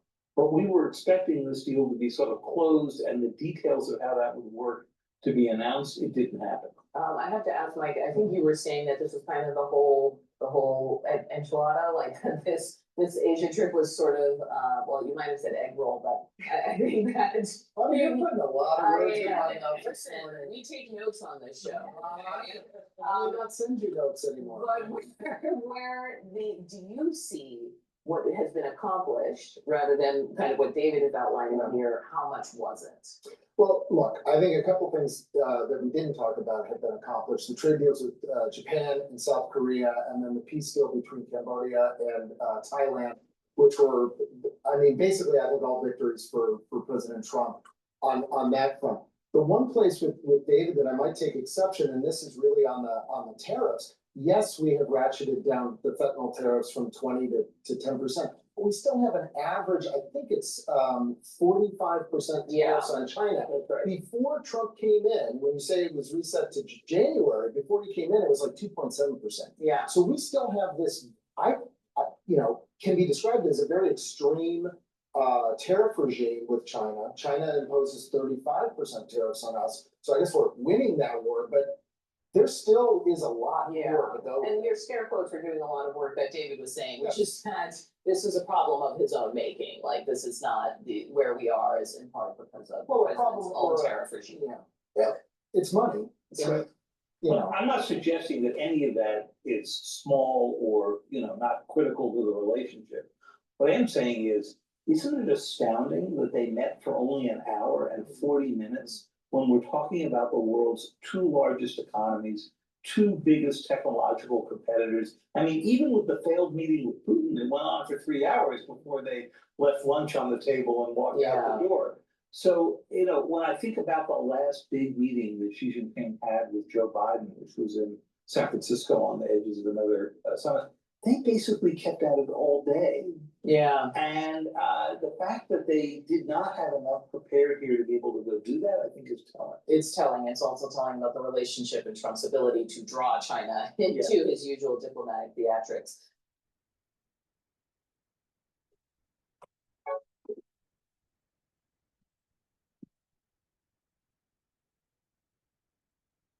All right, now we're going to talk about the ballroom on the hill. You ready? Yeah, come on, let's go. Welcome back to Ryan. What's in your lens today? We're talking about your favorite ballroom. Okay. This week, the Trump White House now fired all 6 members of the Commission of Fine Arts, a federal agency that's quietly shaped the way America's Capitol looks and feels for more than a century. These commissioners were supposed to serve through 2028, and they were the people expected to review the President Trump's new projects, including a $300 million White House ballroom and a triumphal arch near the Arlington National Cemetery. Now they're gone. In an email reviewed by the Washington Post, the White House made it plain, saying, quote, "On behalf of President Donald J. Trump, I am writing to inform you that your position as a member of the Commission of Fine Arts is terminated, effective immediately." A White House official later confirmed the move, saying, quote, "We are preparing to appoint a new slate of members to the commission that are more aligned with President Trump's America First policies." Translation, Trump doesn't just want to design buildings, he wants to design the people who approve them. The Commission of Fine Arts isn't political by nature. It's the body that weighs on monuments, memorials, and historic buildings from the No. She is 100% wrong on this. She's 100% wrong on this. You talk to individuals that are doing the curations of the museums, the ones that are running the libraries, and this artistic commission of fine arts, of architecture, many of them are liberal. All right. Now, yeah, and they don't align well with an American first policy, for sure, for sure. If you don't believe me, talk to people in your community that are, part of government or part of the fine arts, and many of them that you'll find are either liberal, ultra liberal, and they have this animosity towards Trump.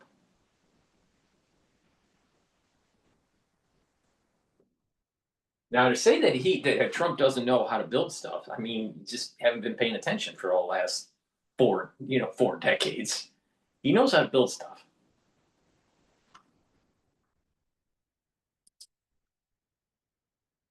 Since 1910, advising presidents, not serving them until now. Trump's team has already torn down the White House East Wing to make room for the ballroom. Yeah, but before any. Most of these presidents were lawyers. Most of them weren't developers. No, most of them didn't know how to build stuff. Why do you need a commission to tell you how to build stuff when you already know? Why do you need? Do you think Michelangelo, all right, painter, sculptor, took advice? Of course not. Of course not. Do you think Da Vinci took advice to make the Mona Lisa? Of course not. Why would you need, quote, experts to tell you about design when you've been doing it all your life?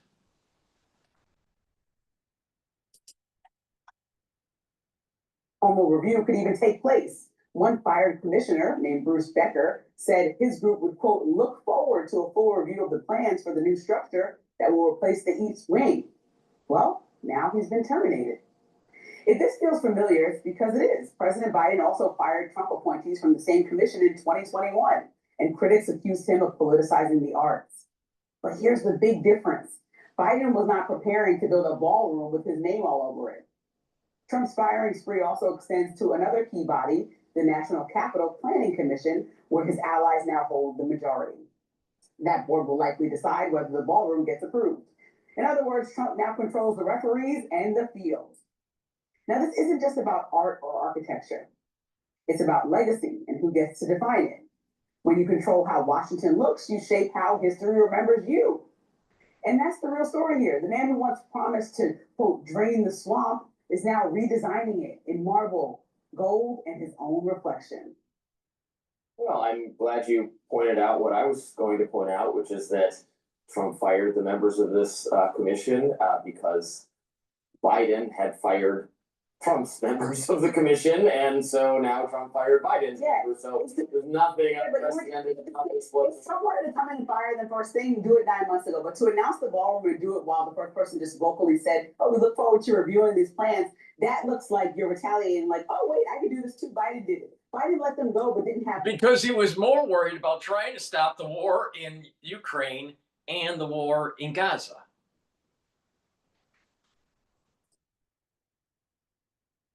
Structural architectural plans happening within the same week, happening simultaneously as firing people. You see how this is much more petty? Like, I also would criticize Biden in that moment of firing people that are supposed to be an independent commission that are working on a board that have done so since 1910. The bigger problem for me is that you're literally in building phase and you're hiring people that are just going to say yes. So imagine that something's supposed to be independent and you hire your friends to be like, "Oh yes, beautiful designs, we love it, move forward." It wasn't independent in the first place. Like, because Biden hired them? Yeah. Do you think the Supreme Court's independent? And Trump nominates people? Or, like, that's what I'm saying. People can be independent. They're literally looking at architecture, have some experience in it, I'm assuming, and say, "Oh, this looks nice, this looks gracious." Not a huge sore spot on the White House, and looking at architectural designs. I don't think these people were meant to just harass President Trump because of pure look. I think they were going to ask what actually matches with the aesthetic. They were going to look at some overall things that make sense and say, "Oh, does this align with the history of our country and how this body's been governing since 1910? Trump said, "No, thanks." Yeah, it's not right. That's like a baby brat. Come on, that's a baby brat. It's fine. I can't get, I don't think I could, get worked up about this if, my life depended on it. There are transparency concerns. People, yes, people do care. They want to know what's going on in there. Like President Trump is calling for this ballroom, and we could bring the conversation right back to where you love this since you don't care about this. I know Democrats. Millions of people are about to lose their benefits on Saturday and won't be able to eat dinner. And President Trump called his richest friends to give him $300 million so he can dance and prance around the White House. And it seems tone deaf. Let's talk about that part of it then, since you don't want to talk about the actual fact that the man's hiring his friends to say, yes, beautiful design, and not something Maybe we have a bloated government that needs to be truncated. And oh, by the way, there's a structural change in the economy because of artificial intelligence. Maybe we should talk about that, not the ballroom. And oh, by the way, Trump asked Barack Obama, hey, let me build the ballroom. I'll do it for $100 million.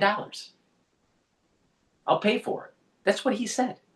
Barack Obama said no. It would have been cheaper back then to do it. What was wrong then? And Barack Obama would have been able to benefit with this addition that was sorely needed. We were pitching up tents to have state dinners. Are you kidding me? What kind of banana republic are we running in Washington, D.C.? But she's more worried about giving out the dole. Make sure that you just keep on throwing out money that we don't really want to, shouldn't be spending. Those are taxpayer dollars that she wants to spend more on. Well, Trump is saying, hey, I got a bunch of donors that's willing to do it. He's probably putting in some money too. And we're going to do it. And by the way, Washington wanted the White House to be over time as magnificent as the Louvre. Versailles. All right. So why? Why can't we have that? Why? What's wrong with that? What's wrong with building? What's wrong with being the best that we can be? No, we want to just keep on issuing out the dole for people. Be unproductive. Let's just keep on socialism. This is the mentality of a liberal.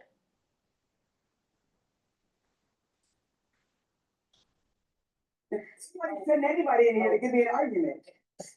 It's not, taxpayer dollars are not being. It's not about taxpayer dollars. I said the optics of it look insensitive. He is the president. He should care. That's my point. He should care about the timing. What about the insensitivity of Nancy Pelosi when Trump spoke to the House of Representatives and she tore up his speech after? What was the optics about that? Did you think that was more important to talk about than building ballroom? Because what Nancy Pelosi was showing was disrespect to the president, disrespect to the executive branch, and disrespectful to the American people and our Constitution. And it was emblematic because when she tore that up, when Nancy Pelosi tore that speech up at the end, what that was showing is that the Democratic Party is about destroying this country and not helping it forward. I mean, think about it. Does the Democratic Party look up or look down? Do they have an exploring nature? Do they have an exploring ethos? What is their end goal? What is their telos? What's the end goal for them?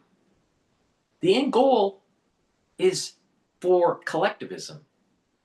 And when you have a collective mentality, you have less incentive to strive for better. And therefore, you're not going to be a nation of discovery, a nation of exploring. You're a nation of just looking down. It's nihilistic. That's what Nancy Pelosi represents. But we got this person here, another liberal, of color pushing bullshit.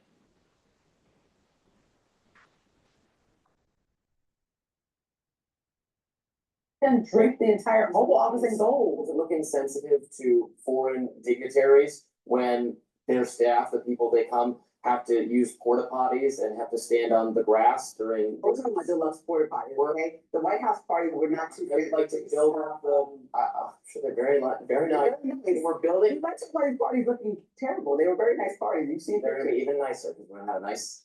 But the moment didn't call for it right now. Ballroom. The moment didn't call for it. We've only been a nation for 250 years. The moment hasn't called for it. When are we going to have a ballroom, lady? We'll always find ways to make sure that the money is flowing to a welfare mama. But let's not have a real ballroom. Let's have a tent ballroom for the executive branch. Meanwhile, the senators and the representatives are making millions of dollars with their insider trading. Where's the uproar in that? Oh, that's dealing with Nancy Pelosi. How does Nancy Pelosi become a 100 millionaire? 100 million, not millionaire, 100 millionaire.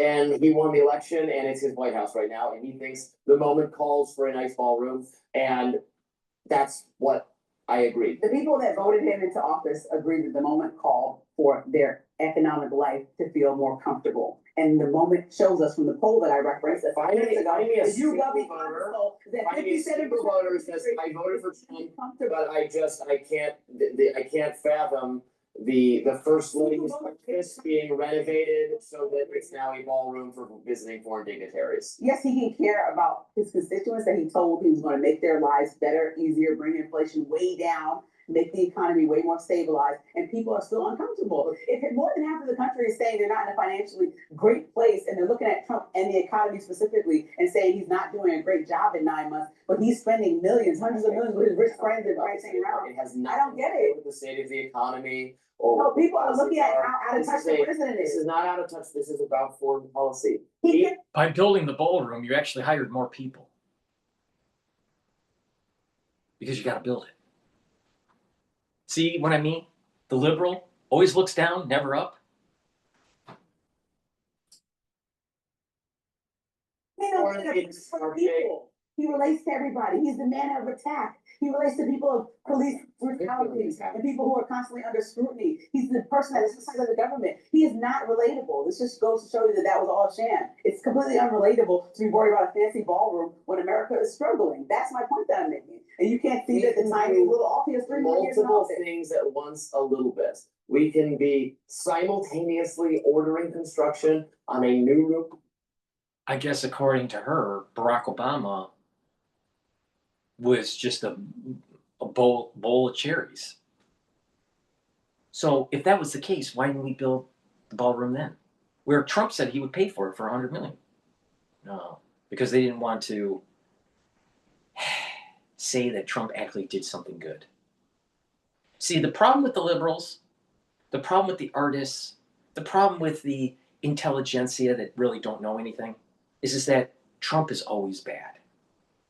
And they're never willing to say that Trump is good. I didn't like Biden, but not everything that Biden did was bad. I didn't like Barack Obama, but not everything that Barack Obama did was bad. You listen to a liberal, everything about Orange Man, bad. You want to talk about groupthink? It's the stupid liberal.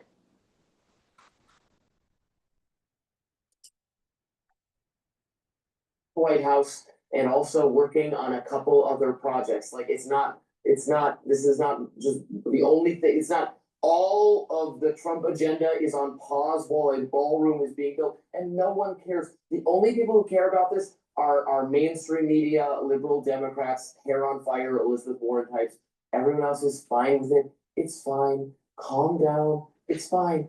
It's fine. He can't, fine. you're right, he can do two things at Fine. once, but the problem is that he's not doing two things at once. Fine. He is not making the economy more easy to maneuver Fine. for the American public. He is putting tariffs forward that are making it harder to afford things as we hit Christmas and Thanksgiving. Just let's take away the tariffs so we can buy gifts for Christmas. What about using tariffs as a means to bring back our manufacturing? What about using tariffs to stop the labor fucking arbitrage that has been happening for the last 35 fucking years? Why don't we shine a light on the Clinton administration on how they gutted our manufacturing and made us less economically prowess, and our military doesn't have the same means of production to maintain warfare. Let's talk about that.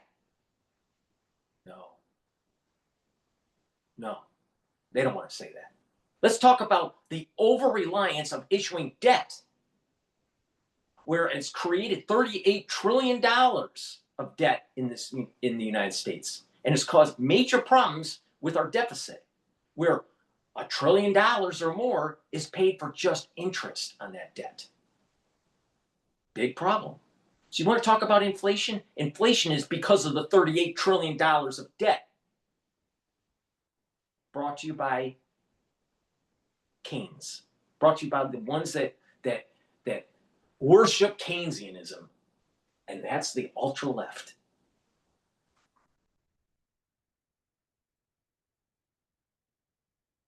Stupid. Just stupid.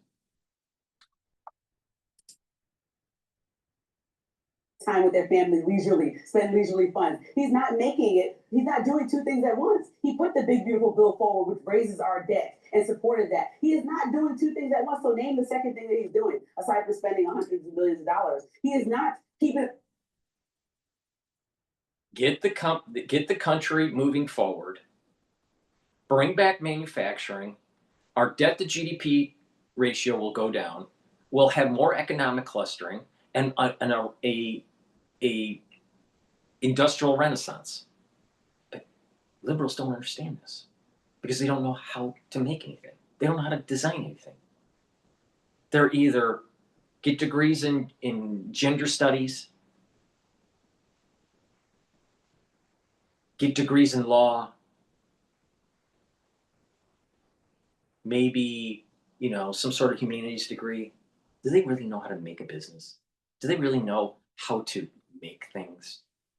Do they know how to push the society forward? No. The Democratic Party used to represent the working class. Now it's all wine and cheese bureaucrats. That's who they represent. And this is the reason why Trump won. Stupid liberal.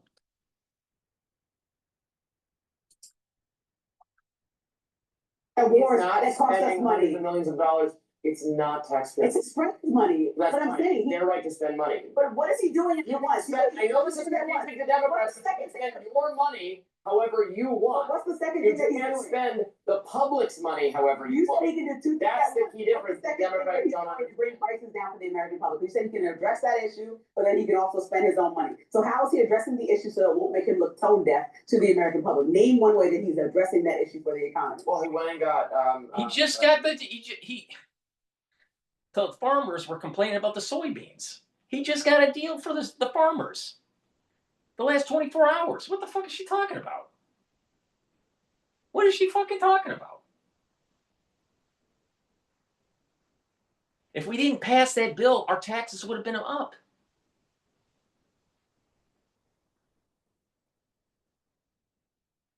Again, a stupid liberal. From Argentina. And all of the ranchers, let me get that word right, not farmers, the ranchers are upset. Well, okay? The Ranchers Association spoke up and said, please don't do this to the people that voted for you. So tell me again. Right, but we're not going to be stopped by the pedestrian concerns of one little constituency. We are going to lower prices for everyone. The pedestrian concerns are widespread. There are pedestrian concerns from people that own small businesses that they can't hire immigrants anymore because of immigration policy. There are pedestrian concerns about the soybeans. Wait a minute. Why should you be hiring illegal aliens? And oh, by the way, if she means the H-1B visa,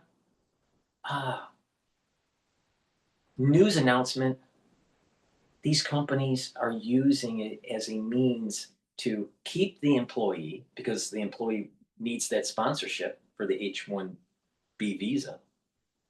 They can charge less. And look at all those people that have skills that H-1B visa holder has that are domestic. They could have hired, but they don't. Why? Because they can charge a little, they can pay a little less in the salary, and they have that ball and chain on them.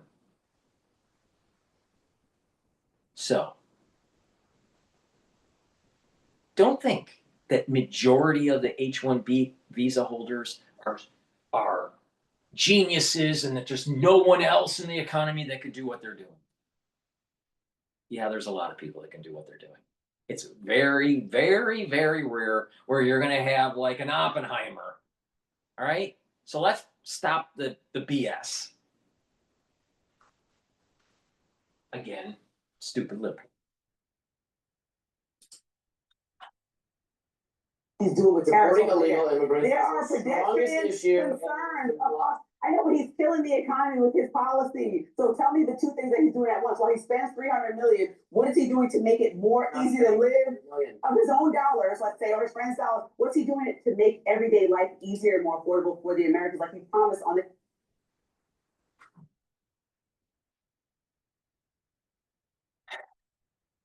The inflation that we have is because of the Biden administration with the overspending during the COVID years. That's what's happening. And Janet Yellen and Chairman Powell over at the Federal Reserve decided to say inflation during Biden's administration was transitory, and it ended up being non-transitory. And so they were late to trying to stop it because they stated something that was politically expedient, but economically damaging. So this whole inflation, even though we are seeing higher prices during Trump's administration, is a cause of poor policy by the Federal Reserve, by the Treasury Department, and by the Biden administration during the COVID years. That's 100% positive. Now, Trump said that he was going to bring down prices. In some cases, prices have gone down. Eggs and milk have stabilized. But the thing is that there are other parts of the economy that haven't. Now, part of that is this is the realization. You can't keep once inflation is set, and a new price level has been created because the erosion of money. The only way to bring down the absolute price of goods and services is either create more competition, create goods that are better, that people will shift to, increase the supply, right? So using market dynamics to bring down the price. Another way is to actually increase interest rates by the Federal Reserve and force a deflation. That's another way to do it. And that's a way that they should have done. You should have used shock therapy during the Biden administration. And by increasing the rates, not by a quarter point, but by 100 basis points, 200 basis points, 300 basis points, and do shock therapy like what Volcker did during the early 80s, we would have been able to bring those prices down in absolute dollars. But because we didn't do it, because we don't want to take the pain, absolute price will stay, and we're trying to control annual inflation, trying to get it at the 2% target, but it's running at about 3%. That's what's happening. It has nothing to do with Trump. You either cause deflation or you slowly try to ease the economy back down to a more stabilized inflation number. But you're not going to have the absolute prices for most goods to go down to what was pre pandemic levels unless there's a major shift in supply and the cost to create these goods. And this is the problem that most people don't understand. There is the inflation rate, and then there is the absolute dollars associated with the cost of a good. Trump, if we're not willing to do deflation with high interest rates, then you're never going to really see the basket of goods that you purchase pre-pandemic to be coming back. It's just not going to happen because we missed the opportunity to have shock therapy because the Biden administration believed in this whole idea of Keynes that you just keep on printing money. And this is the end. This is the end result.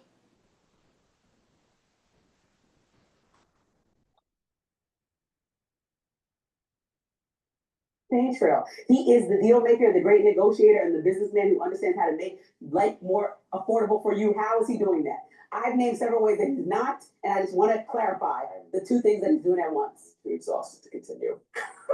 Wrap there. Coming up, the U.S. has stuck yet another alleged drug-carrying vote, and the Democratic congressman's comments about it are raising eyebrows. Stay with us.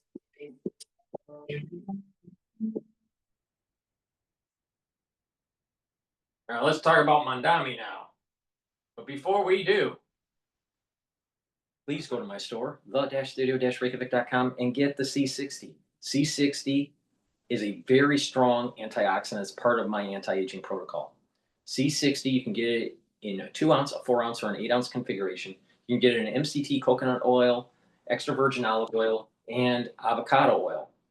It's cheaper to purchase the higher ounce configuration because it's cheaper per ounce.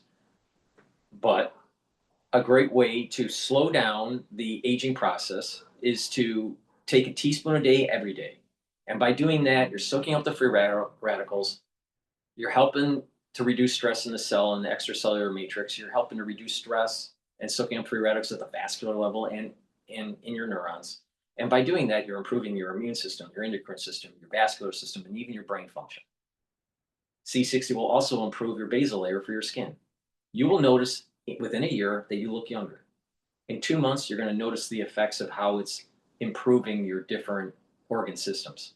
Please go to my store, take a teaspoon a day every day of the C60 and stack it with resveratrol, ubiquinol, NAD+, Clarity Factor.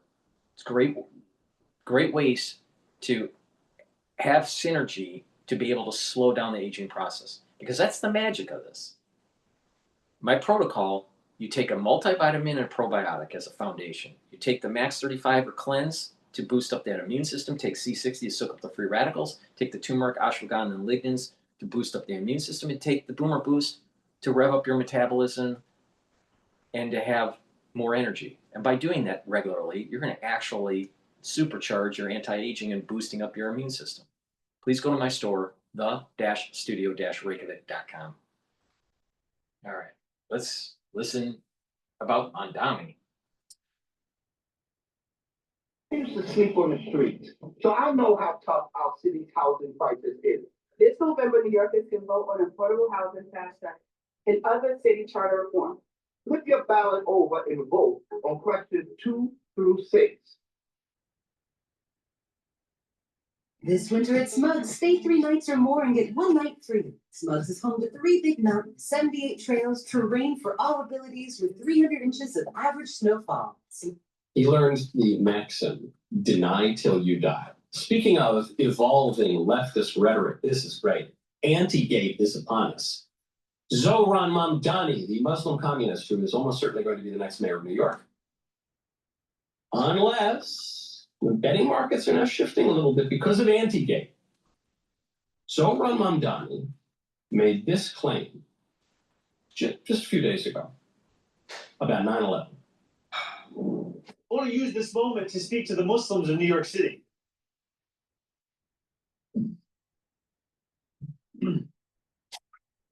Oh, he's so choked up. I want to speak to the memory of my aunt. Oh, Katie, but he just loves his Who aunt. stopped taking the subway after September 11th because she did not feel safe in her hijab. So, okay. Thesis. The real victims of 9/11 were Muslims who felt a little awkward in New York. And as he points to the example, he says, my aunt. You know what the real, I was out of the country when 9/11 happened. I was looking at from outside in. I was in South Korea. And guess what? You know the real victims of 9/11? The ones that died in the buildings, that are the workers, the police, the firefighters, the ones that have had pulmonary problems or burn victims that happened to survive 9/11 but had medical problems and eventually died. Some are still suffering from it.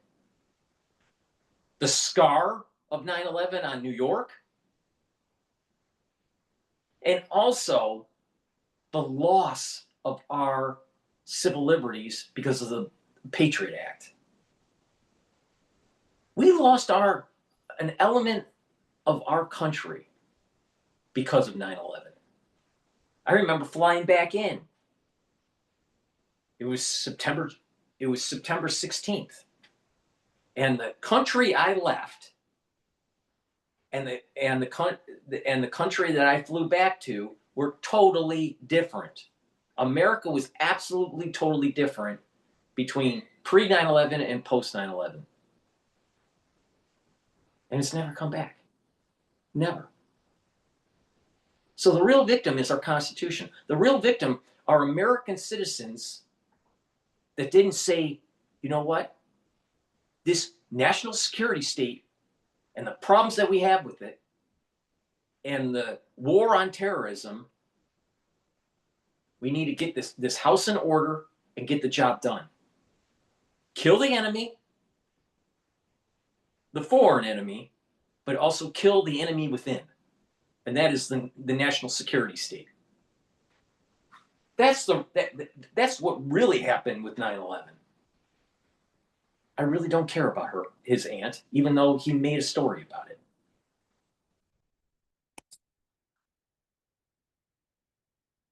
She wore a hijab, and she stopped taking the subway because she felt uncomfortable in her hijab. Okay. So the sleuths on the internet did a little fact check. And here we see that his aunt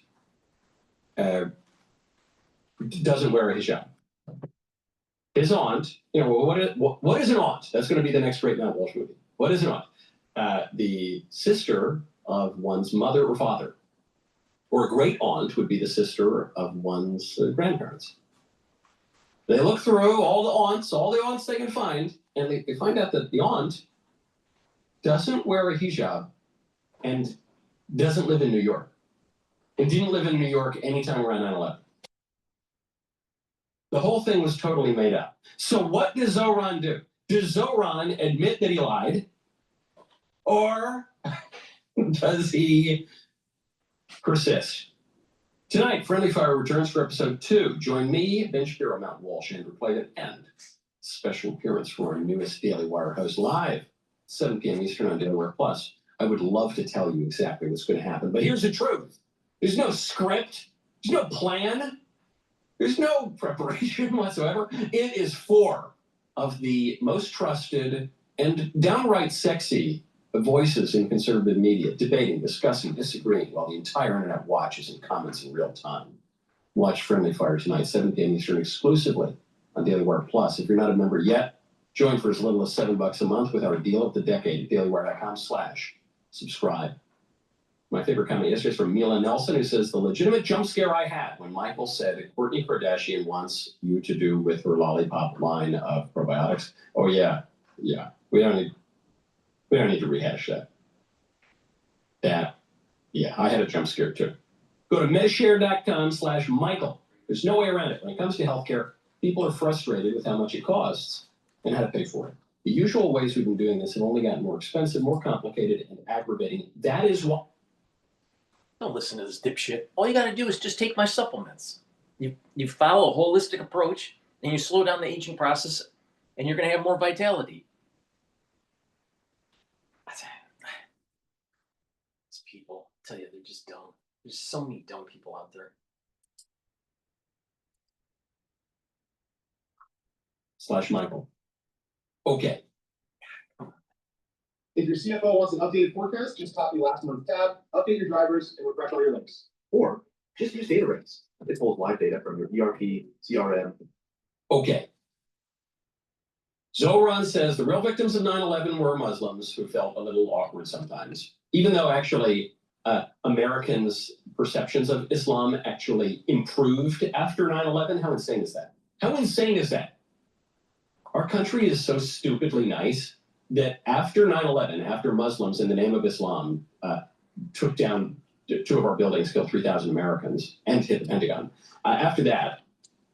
Yeah, and fast forward to now, where Hamtramck and Dearborn has been taken over by Muslims in Michigan. Look at all the problems that they're having in Europe. And you still think that there's not a caliphate? Guess what? Western society is incompatible with Muslim philosophy.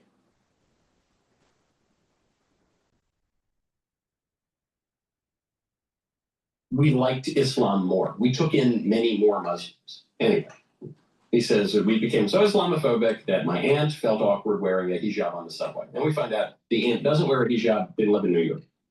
Here's his correction. I was speaking about my aunt. I was speaking about Sarah, who, my father's cousin, sadly passed away a few years ago. And for the takeaway from my more than 10-minute address about Islamophobia in this race and in this city to be the question of my aunt tells you everything about Andrew Cuomo and his inability to reckon with a crisis of his own. My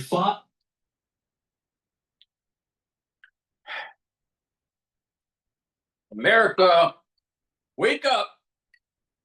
It's a new day. Stop the tyranny of the ultra-liberal. His cousin, my aunt. Now, I don't know how they do things in Uganda or Tanzania, but my understanding, it seems like Zoran has a reasonable hold on the English language. Your dad's cousin is not your aunt. She's your cousin. You know, you can have first cousins, second cousins. You can have first cousin once removed. That's your father's first cousin. You can have, but you don't. I promise you, the cousin of your father is not your aunt. Even if you call her Zerafui ain't your aunt. But he says it as if there was no question. Well, of course, yeah, I was talking with my father's cousin, Zerafui. Yeah. Why would Andrew Cuomo make? And if he can't get the cousin and the aunt's right, it's not aunt, it's aunt.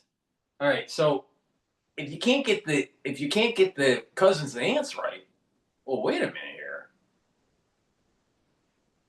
Maybe he's just totally wrong with his ideas of socialism. Maybe he's totally wrong with what will fix New York. Maybe Mondami is a dipshit.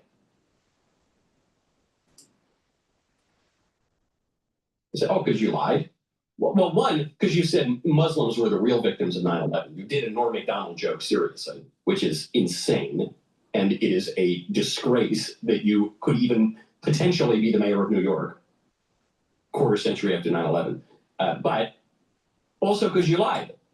You made a stupid point that you lied about. I think you mentioned the U.S. And now you're talking about Zerafui, who conveniently will not speak for herself here. So then he goes on some other show, El Vacilón de la Mañana. And he tries to explain to a somewhat skeptical host the real nature of Zerafui.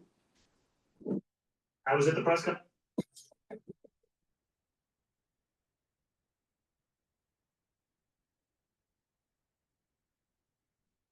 Everything about Mint Mobile seems unreal, and now we're introducing 5G home internet for $30 a month. Yes, that's real. That's why we invited Kelly Norland, a real name cousin. I was at the press conference yesterday. They said, "Can you tell us who your aunt is, who you were referring to?" I said, "Yes, this is my aunt. This is my Zerafui. This is my father's cousin, and this was her story." So how can you convince New Yorkers if that is the type of person that you are, in other words, that you don't tell the truth? Well, it's not a lie. My father's cousin is my aunt. That's how I referred to her growing up my whole life, Zerafui. And I think to have the takeaway from the New York Post and so many others after I gave a speech outside of a mosque for 10 minutes about the Islamophobia we've seen in this race and in our politics, to be the question of whether or not Zerafui was my aunt. I mean, Zerafui's my aunt. I called her my aunt.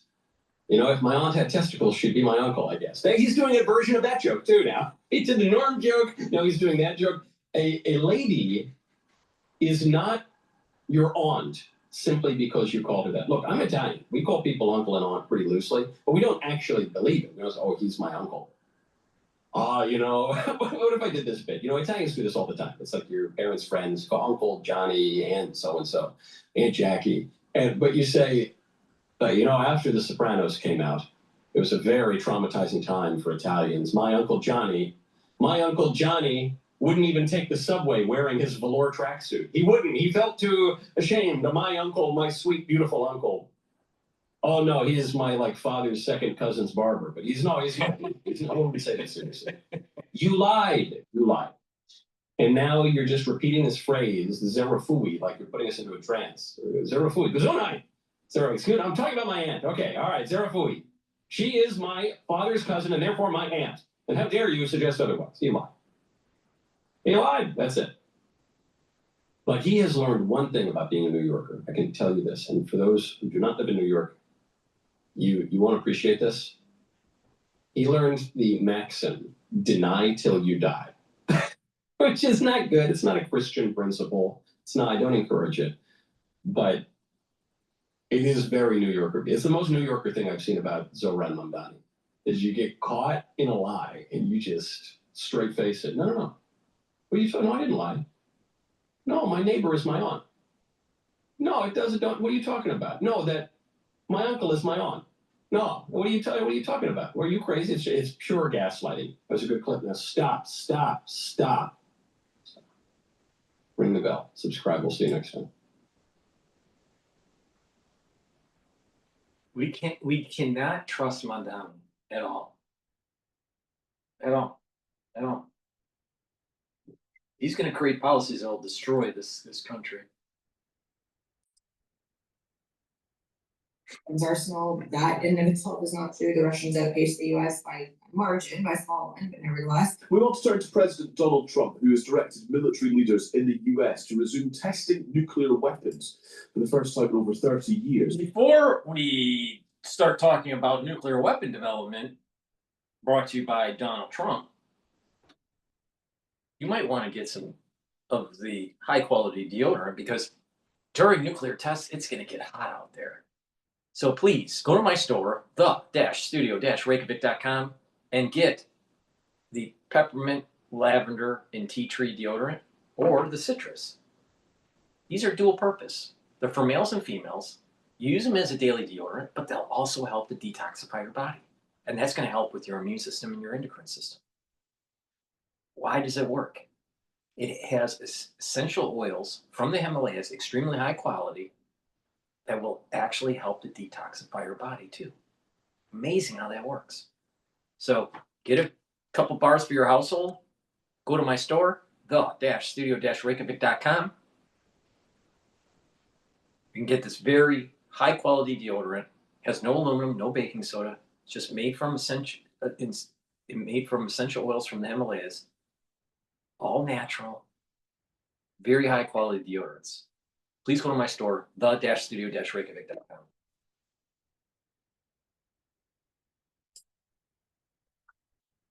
In order to try to keep up with competitors such as Russia and China, he made the announcement on Truth Social less than an hour before his meeting with President Xi of China in South Korea. Trump boasted that China came at a distant third compared to the amount and power of America's nuclear weapons arsenal. Let's speak to Daria Dolzakova, Senior Research Fellow on Proliferation and Nuclear Policy at RUSI, the defence think tank. Morning to you, Daria. Good morning. Good to speak to you. How significant is this from President Trump? It's a little bit hard to say because, to be honest, it's a bit hard to read into what it is that he actually had in mind. The post that he put up on Truth Social has a number of different inaccuracies, both in terms of, I think you mentioned that the US is the greatest nuclear weapons arsenal. That in and of itself is not true. The Russians outpaced the US by margin, by small one, but nevertheless. But his reference to nuclear testing is a little bit confusing because he mentions that he wants to do it sort of at, I don't remember the exact wording, but in line with or at the same pace, the same rate as adversaries. Now, there haven't been any nuclear weapons tests except for by the North Koreans since the 1990s.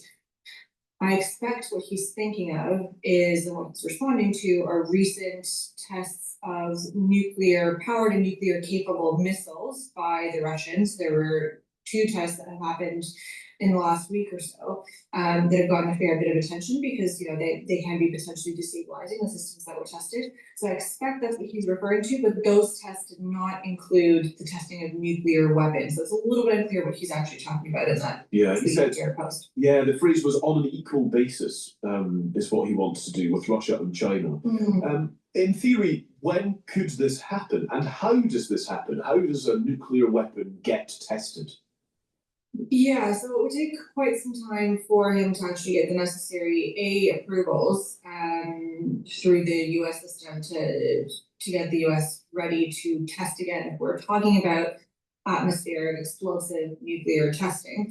So that'll take some time kind of on the regulatory legislative side, but also in practice to set up the necessary measures to actually start testing nuclear weapons again would take some time. So this isn't something that they could turn around and do tomorrow. But again, it's not entirely clear what he's talking about. He's talking about the testing of nuclear capable systems, nuclear capable missiles. The US does that already, the UK does that.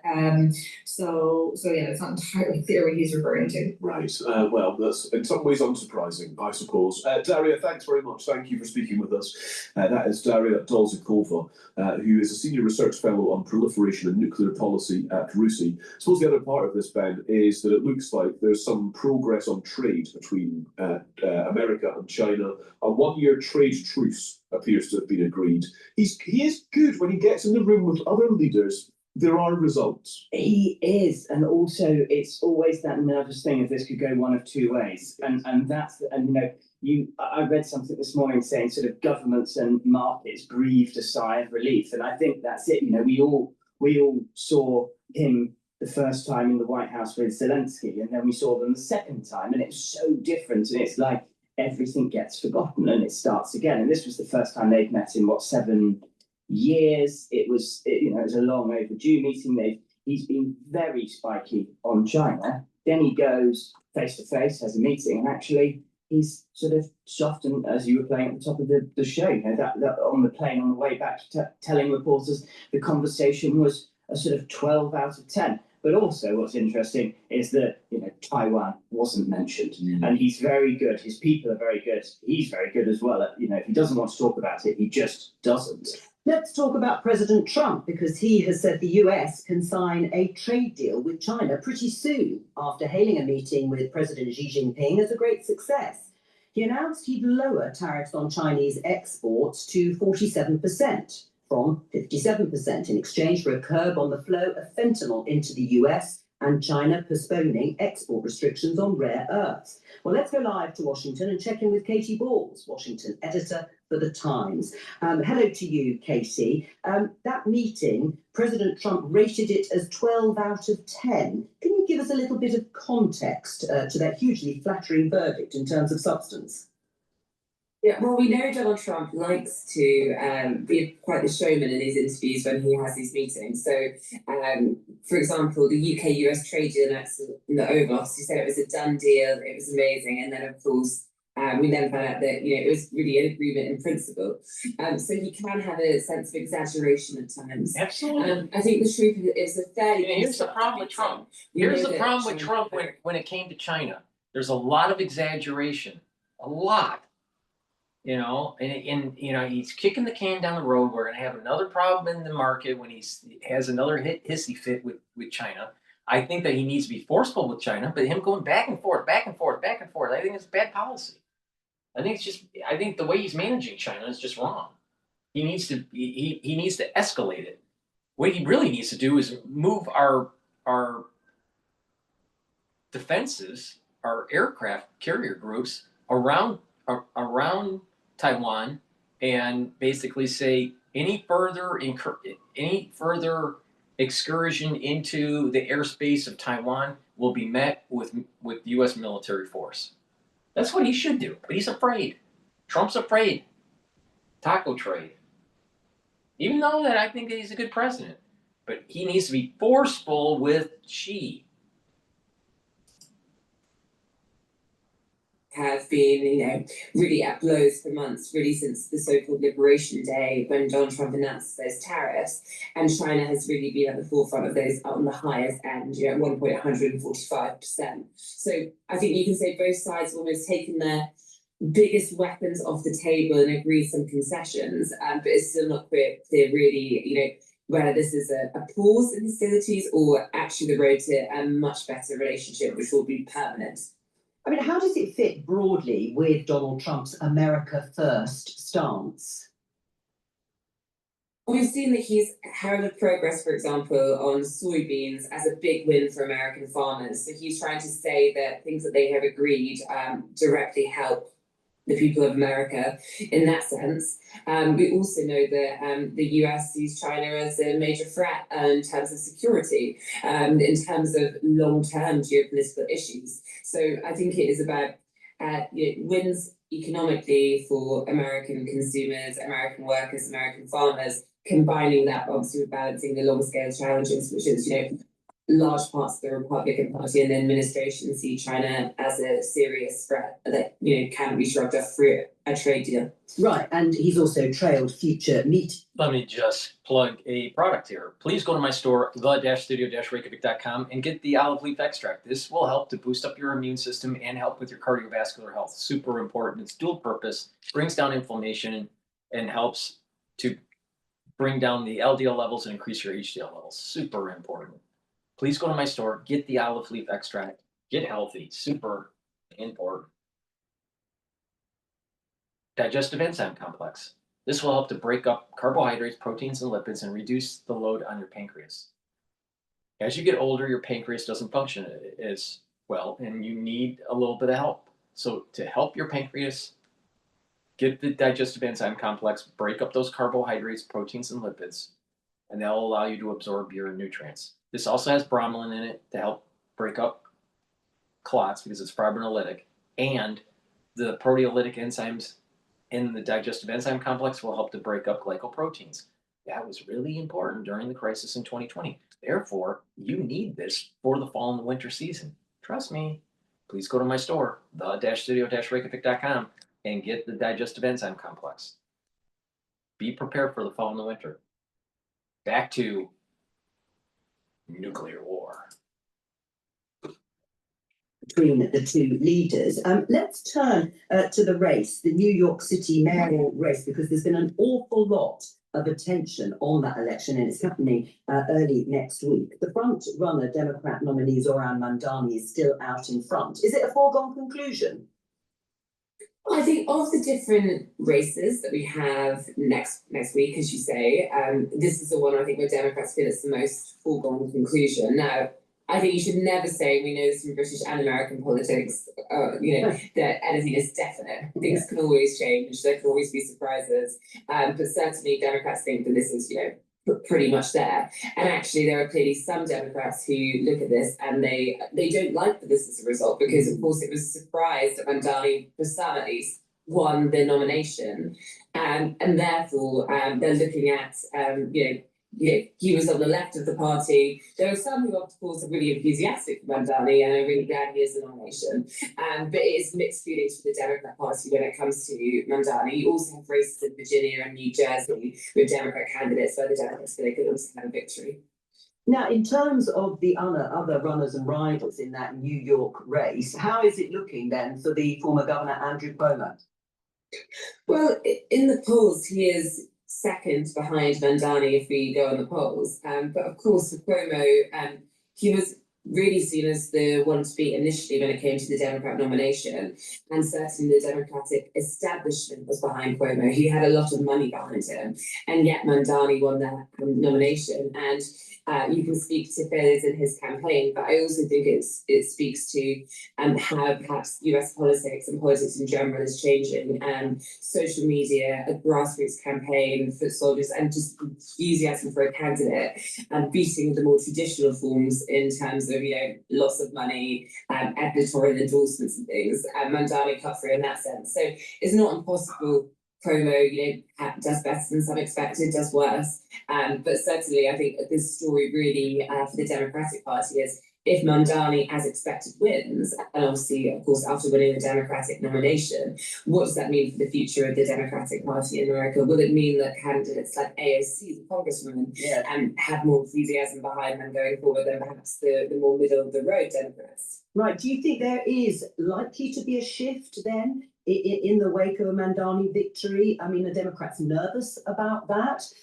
Or is it a one-off? It is New York, and it won't necessarily mean a wholesale move to the left.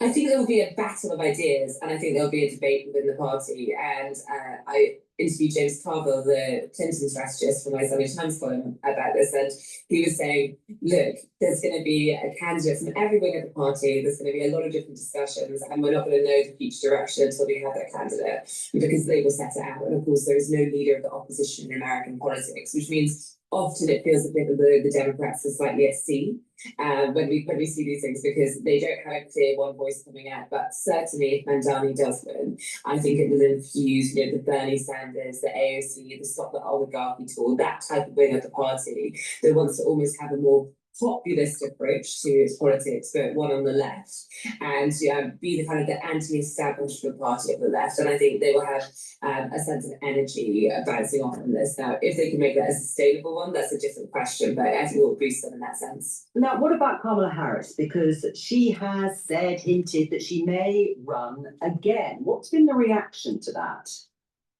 She wasted over $1 billion in just 107 days and couldn't win. One, because her policies suck.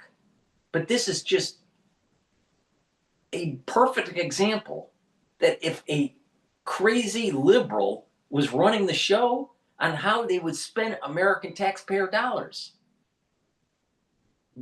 Can you imagine if she had access to the budget of the United States government? She couldn't even run her own campaign efficiently. Crazy. I wouldn't say it's universally popular, her comments to the BBC. I think ever since she had her book out, there's been a guessing game amongst Democrats, which is she really, on maneuvers, thinking about another tilt at the White House, or is she just trying to, in a way, build on from the public profile of her last job in the campaign and make some money through a book. Yeah. And some of the book was so critical, actually, of some of her Democrat colleagues that perhaps it was more the second. Now it is clear that she does feel she has unfinished business. If you look at some polls in terms of Democrat candidates, she doesn't do too badly. I think she does lead on some of them. But of course, she currently has the biggest profile because of what just happened. So I don't think we're at a point where we can really compare her with other potential candidates like Wes Moore, for example, just given she has so much more name recognition than some of the perhaps more rising stars who could come through as time goes on. So I think that there will be some who will get behind her, but there's certainly obviously think that she had her chance, and they need to move past the Biden-Harris era. Exactly. Work out. Move on. Please go to my store, the-studio-reykjavik.com, and get the Gladiator Barley. This will help to build muscle, bring down inflammation, soak up free radicals through superoxide dismutase, and detoxify your body. By bringing down inflammation and detoxifying your body and soaking up free radicals regularly, what that's going to do is improve your immune system, improve your endocrine system, bring down inflammation at the cerebral level so your neurons are protected. And by bringing down inflammation at the vascular level and soaking up free radicals, you're reducing plaque formation. So please go to my store, do some resistance training, take the Gladiator Barley, and get healthy. This is powerful stuff. This is a month's supply. Please go to my store, the-studio-reykjavik.com and get healthy. You can do it. It's important because by getting healthy, you can have a better life. And not just that. If a lot of people do this in your society, you spend less money on healthcare. Please go to my store and get the vitamin C and magnesium. Vitamin C and magnesium will help with your skin, boost up your immune system, and help with brain function. Magnesium and zinc boosts up the immune system and helps with brain function. Stack these together, drink it with filtered water, and you get that synergistic effect. In addition, make sure that you take this during the fall and winter season so you have a strong immune system, because you do not want to get what's coming in the fall and the winter.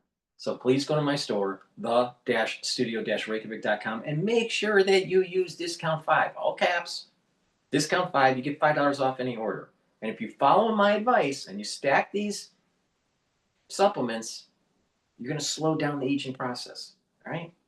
It's really simple. All you just got to do is just follow what I tell you to do. And don't vote for Mandami. Aye. All right. Let's listen into what Bassin has to say.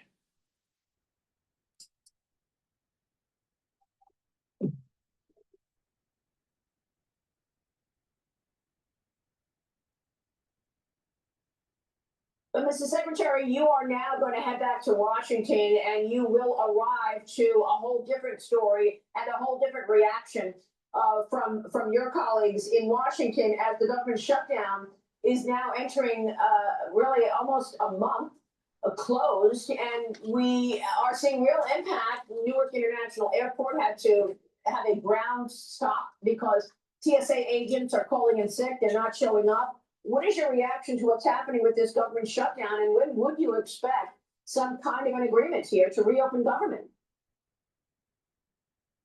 Well, Maria, as you said, the contrast could not be more marked. That if President Trump comes out to Asia, and I think at the end of the day, just this trip. I think that one of the viewers today, this is the tropical flower.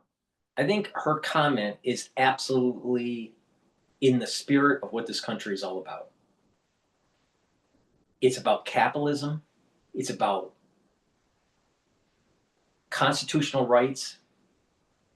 And that people that demonize Trump in politics, trying to discredit his presidency and discredit his overall strategy in terms of making America great again and bringing back manufacturing. If you're trying to discredit this guy, if you're trying to say that Orange Man bad all the time, then what's going to happen is that you may get another wing of politics that you wish you never had, such as Mandami or AOC or Nancy Pelosi or Chuck Schumer, right? Democrats for many years have been eroding God, country, and family. Democrats have been eroding the concept of free markets and capitalism. They disagree with Adam Smith. They disagree with this idea of work hard, try to build a business, hire people, and make the society a better place. They prefer top-down government control. So I agree with Tropical Flower in the sense that if we don't have Trump at this point in time, it could be far worse, and that we may lose our country. Because the other side that's demonizing Trump, they don't believe in God, country, and family. They don't believe in free markets. They believe in collectivism. And Trump represents individualism, right? What grew this country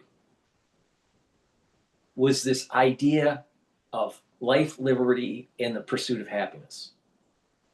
And your civil liberties are protected, independent of what the mob rule wants. because we're a constitutional republic, not a democracy. So when the Democrats keep on saying for democracy, they never say for the constitutional republic. See the difference?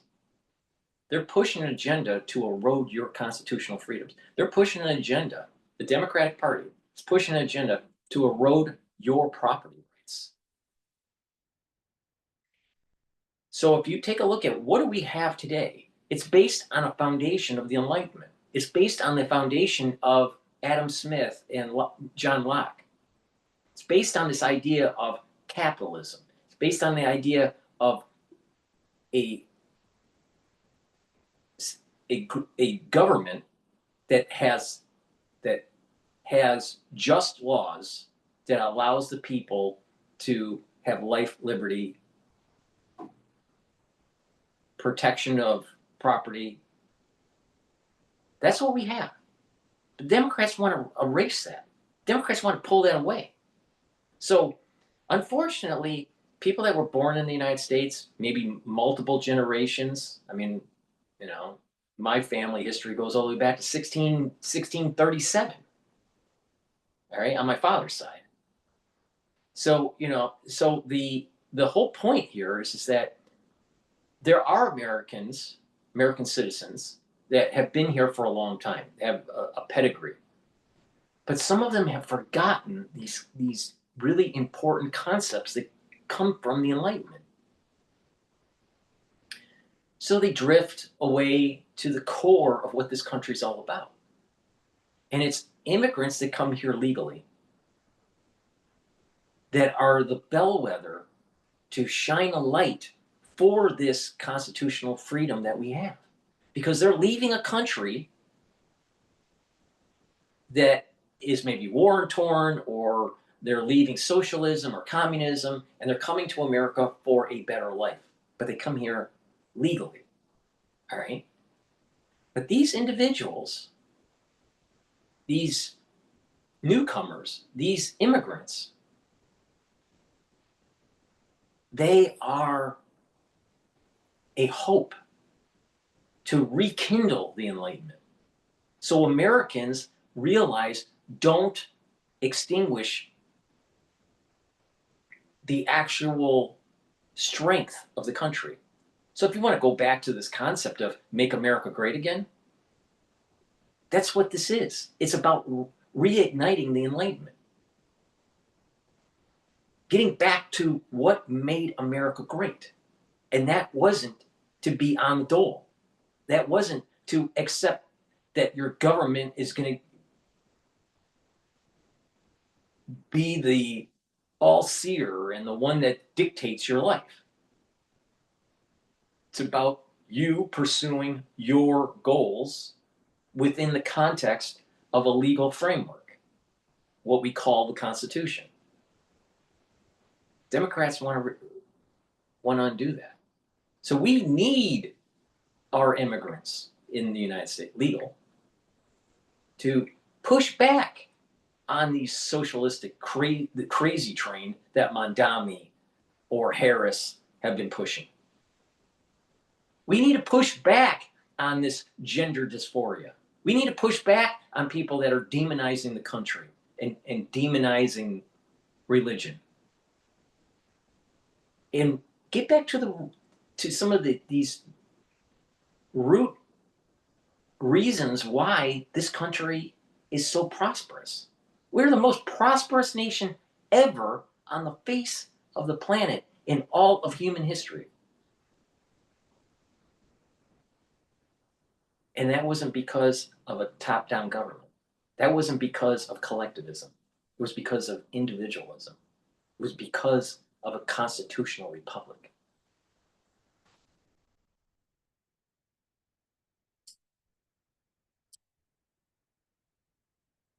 We may end up in $2 trillion of investment. Then we go home, and the Democrats have decided, because of their poll numbers, because I don't even know why, they've decided to keep the government shut. You know, if you look, the vote is 52 Republicans voted to reopen.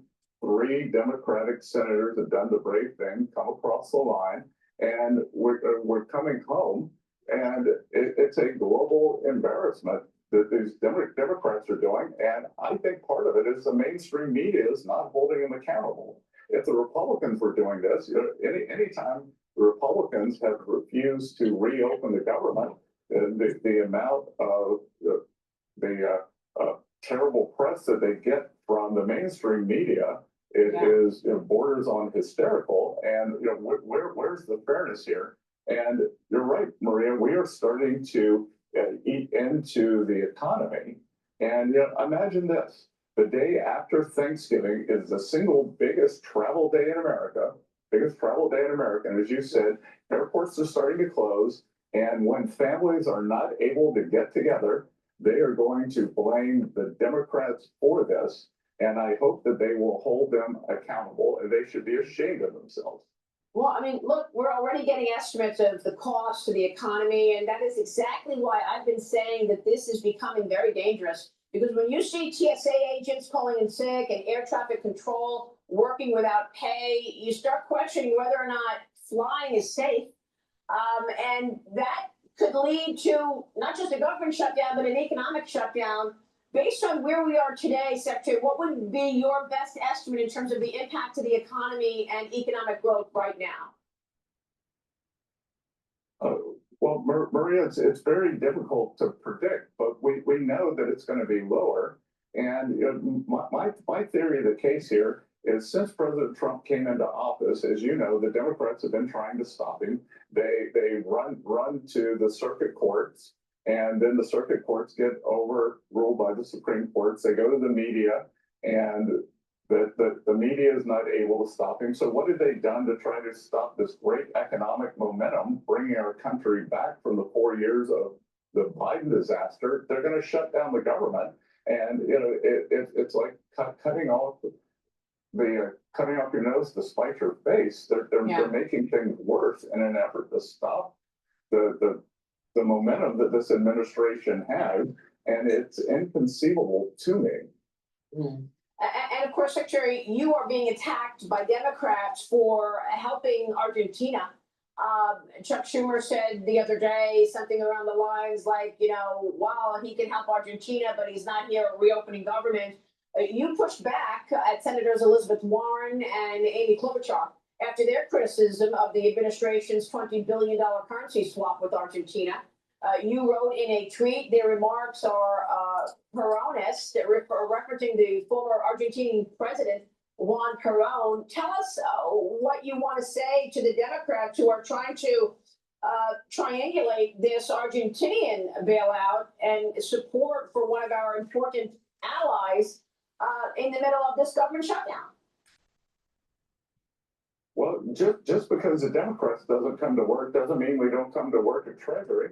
And I can tell you that we have been doing, we've been working full speed. The world can't go on hold because the Democrats have shut down the government. One of our great allies in South America, President Milei, needed a bridge to go into the election. And, it's inconceivable, inconceivable that Senator Warren and now, unfortunately, Senator Klobuchar, who's normally much more level-headed, has gotten in on this. The 47 million Argentinians, we are helping them, and a majority of them now want free markets. Argentina suffers from a legacy of financial mismanagement. What was very interesting to me, the poorest segment of Argentinian society has switched over to President Milei. He has their support. Young people are voting for him, and they want a different kind of life.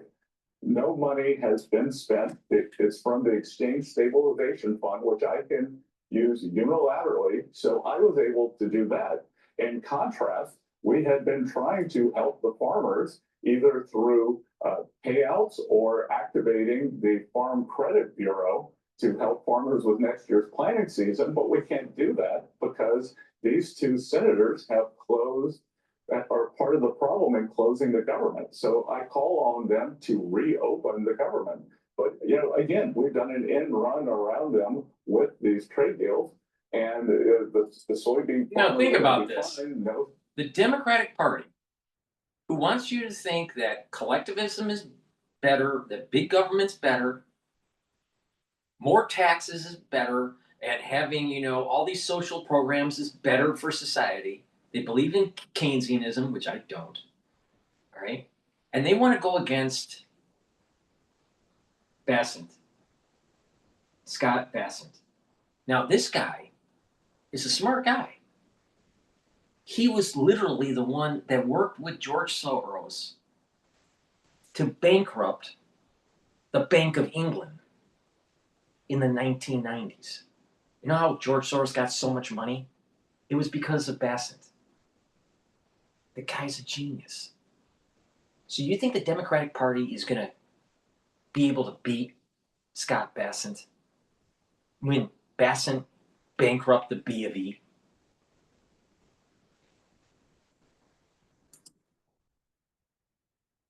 No thanks to these two.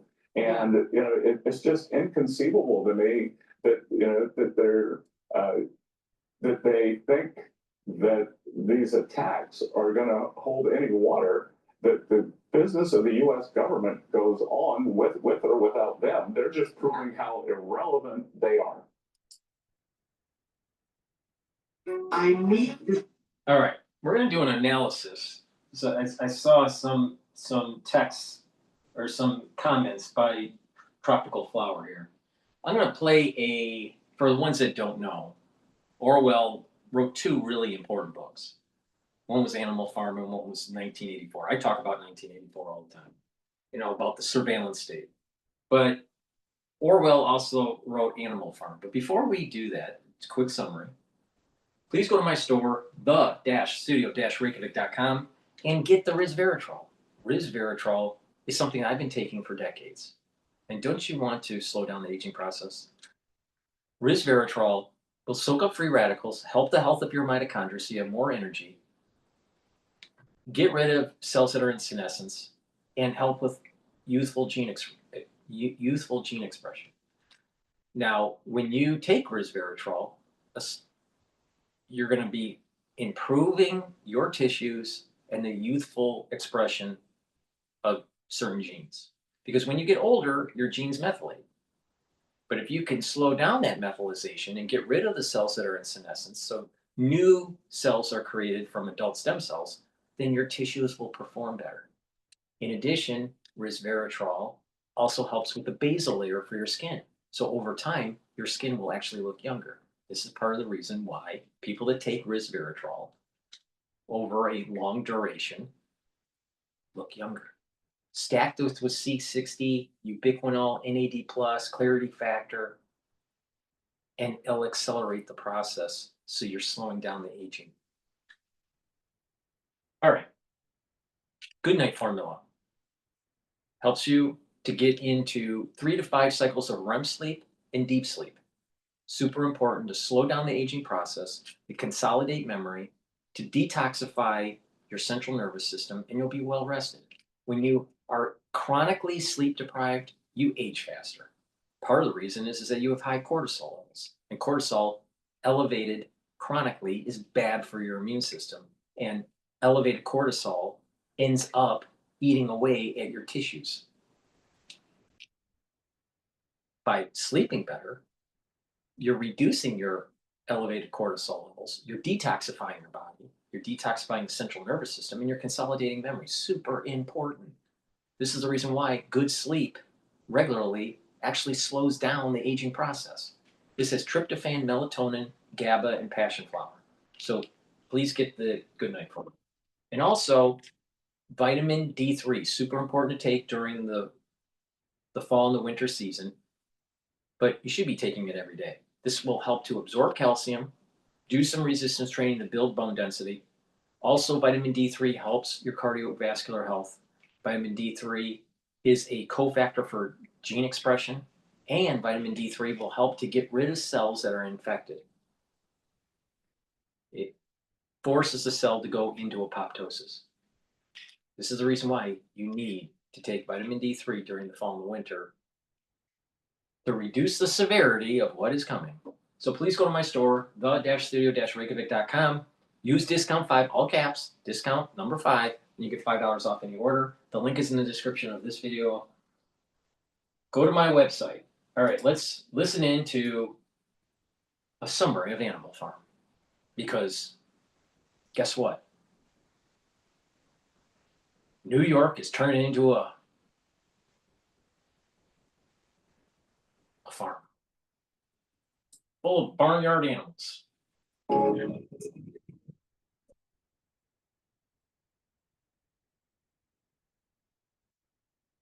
Animal Farm is a simple, plainly written tale of animals rising up to take control of their own destiny and run the farm they work for, providing for one another, living off a central doctrine of rules. It's an allegory for not just the Soviet Union and its slight, insidious transformation from communism's high ideals of equality into totalitarian rule by a single dictator and his chief propagandist, but also for the challenges of self-governance and the perils of government people face all around the world. To understand the nature of Animal Farm, let's first look at George Orwell, the author. Orwell is the pen name for Eric Arthur Blair, born June 25th, 1903, to British parents in India. He served with the Imperial Indian Police in Burma. He fought in the Spanish Civil War and was a World War II correspondent for the BBC. His first-hand experiences of class struggles and inequalities of everyday life in England informed the writing of Animal Farm. Now, the structure of Animal Farm parallels the Russian Revolution. It's satire, using animals and their names and actions as embellished, heightened versions of reality. At the very beginning, Old Major, an idealistic boar, introduces ideas he's envisioned about animal rebellion and self-rule, teaching the other animals the song Beasts of England, helping to establish a sense of camaraderie. The animals rebel against their drunken, neglectful farmer, Mr. Jones, and take over his farm. At the Battle of Cowshan, the animals defend their farm from humans for the first time. Pigs, Snowball, and Napoleon, the main characters of Animal Farm, compete for leadership. Napoleon ends up expelling Snowball, using a combination of propaganda, expertly delivered by Squealer, his mouthpiece, and poorly educating the other animals, slowly eroding Snowball's legacy, turning him from real brave hero to imaginary scapegoat villain. Napoleon imposes his will on the other animals, making them work harder and harder for less and less, while he and his close circle of pigs live more and more extravagantly and increasingly detached from the community. Now, doesn't this sound like the Democratic Party, where they want to extract from production, from the productive aspects of society so they can have their wine and cheese lifestyle? But it's not just the Democratic Party. This is communism. This is what communism is. This is what Marxism is all about. Marxism, it only ends up protecting a few people that are part of this one-party establishment, and the rest of the individuals have to work for the society, work for the party. Marxism is dangerous. It's dangerous. Anyone that leaves these types of countries that are run by a bunch of socialists or Marxists, and they come to America and they see all the opportunity because it's about life, liberty, and the pursuit of happiness, and a balanced government between executive branch, the legislative branch, and the judicial branch, and your civil liberties are protected by a constitution. These are important features. But Marxism wants to destroy that. Marxism is saying, we know better. A technocracy is better. And so what happens is that the technocrats will tell you what to produce. The technocrats will say what you will be. Well, how do you be a technocrat? Oh, never mind. You're a little person. You can't be. There's no social mobility in Marxism. There's no incentive to build things. There's no incentive to have manufacturing. There's no incentive to try.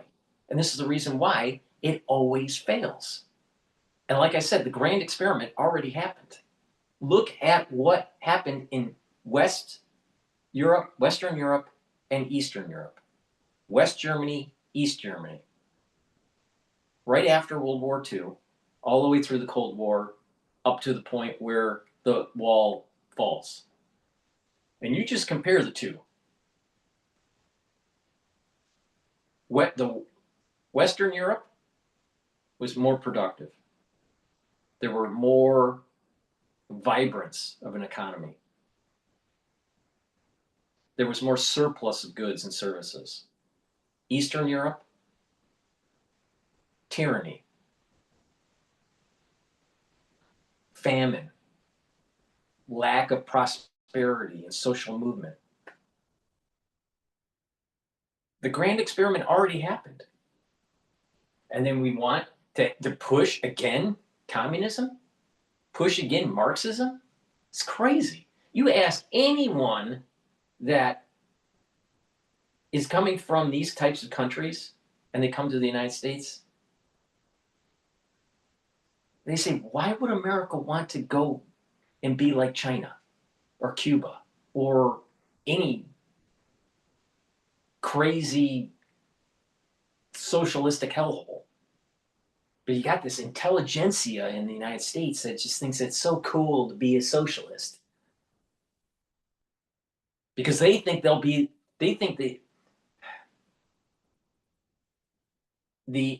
intelligentsia in the United States that's pushing socialism thinks that they'll be the technocrats that will be ruling. They'll be the one-party system. But that's not what's going to make America great. What makes America great is it's just the chaoticness within the boundaries of law and order of a free market, not a top-down control.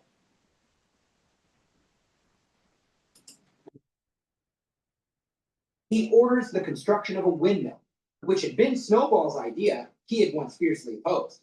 Napoleon oversees collusion with humans, the animals' sworn enemies, for supplies. The animals defend their farm against a farmer, Frederick, and his attack. But their windmill is destroyed in the process. Thoughts, a noble idealist workforce, so responsible for much of the farm's success, is sent away to slaughter, and the animals are lied to about what happened to him. By the end of Animal Farm, time has passed, and the original guiding document the animals lived by has been modified to a single commandment. All animals are equal, but some animals are more equal than others. Pigs walk on two legs and are the only animals educated. Animal Farm's ending is a party scene. The other animals on the farm observe from the outside, where pigs and humans gather together to toast their exploitation of the other working creatures on the farm. The animals, looking in through the windows, can no longer tell humans apart. Pigs. Animal Farm is rife with important symbols. The animals' names are representative of their actions or power positions. Things like milk and apples, the windmill, and even Old Major's skull represent, respectively, riches and material wealth, labor, and the history of the Soviet Union. Vladimir Lenin's body was put on display after his death. So too was Old Major's skull canonized as the founding idealist leader of the revolution. Mr. Jones's rifle is a symbolic trophy representing the animals' victory over their former masters, the humans. There are a number of important themes in Animal Farm, and they all have political connections. First, there's corruption. We see how the inches Napoleon and his inner circle take when it comes to control and power end up becoming miles, leading the animals far astray from their original ideas of communist utopia. Then there's exploitation. Throughout Animal Farm, we see how the working class is exploited by ruling elites to provide for their aristocratic needs. The hard-working lower classes serve the deceptive upper ones. In fact, deception is its own theme. And we see how Napoleon and Squealer bend history to better suit their needs, suppressing education, while fear-mongering creates a culture of deception that allows for the rise of a dictator. On the other hand, the theme of idealism is an important one too, especially at the beginning. Dreams of equality and legends of animal bravery set the stage for a revolution underscored by good intentions. Lastly, there's apathy, an important theme for understanding how dictatorships take place. Without action to back it up, education is essentially useless. We especially see this in Benjamin the donkey, whose cynical attitude and insistence that nothing ever changes become the self-fulfilling prophecy of doom. A complacent population is ripe for the picking by controlling dictators bent on power and control. Animal Farm remains a legendary book that achieves many purposes. It's a study of the Soviet Union and the Russian Revolution, and an allegory for self-rule and how governments are structured. On top of it all, it's a cautionary tale for the perils of power itself.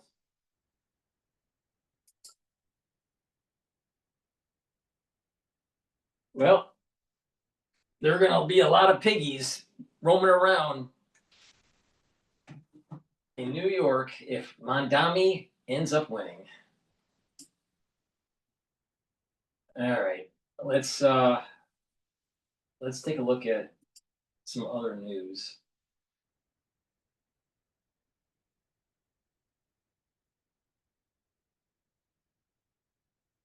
Let's listen to Fox Business talking about Amazon and additional layoffs.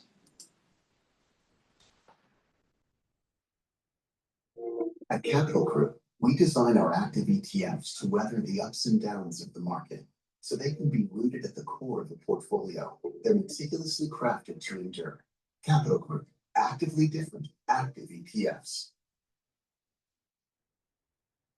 So I'm going to bring in QI Research's CEO and Chief Strategist, Daniel DiMartino Booth. All right, so, I mean, your initial thoughts, right? We said two the century, you thought it would be Bowman and Myra, but you've got someone, I guess someone still maybe more concerned about inflation than the rest of them? That must have been a pretty lively meeting if you have people that far away on the spectrum. Right. Schmidt has always been very hawkish, and he's always been very concerned that inflation due to tariffs could end up taking off at some point in the future. So I completely see where he's coming from. Just the same, this is not the united front that we saw at the last meeting. Great point. Okay, now you've been warning about softness in the labor market for some time. Yep. I mean, we can see month to date the spike here and the job cuts, the tracker. And it's not just these numbers, right? The headlines are coming, high profile companies. Very much so. I mean, UPS, Amazon, Intel, Accenture, Ford, these are household names and these are good paying jobs. So we know Powell's starting to hear this, but obviously it's not everyone. How much is this going to influence the rest of the year? Oh, I think it's going to have a major influence because this is not a normal seasonal development for us to see this level of layoffs for this time of the year. And in fact, the last time we got ADP out, the only pillar of strength was the country's largest employers. And now they appear to be culling their ranks. And these are very big headlines that are really going to impact consumer confidence as well. Your point, that report, that last ADP report, I think large were like up 500, but small, tiny, less than 20. It was disastrous. Inflation. I know you love the Trueflation index. We were climbing up a little bit here, but obviously we plateaued. We're pulling back a little bit. How concerned should the Fed be about inflation? So, I mean, a lot of what we're seeing in real-time inflation metrics reflects higher food prices, higher electricity prices. Thank you, data centers. Those are not the types of price pressures that the Fed can control for. So they should really be looking beneath the surface. Think about this for a sec. You have Jansen Wynn from NVIDIA. You have the CEO from Apple, Tim Cook. You have Google executives. You have Oracle founder. You have all these tech bros that are making gazillions of dollars, all right? More money than God, all right? And they need to create the AI models, these frontier models and these LLMs.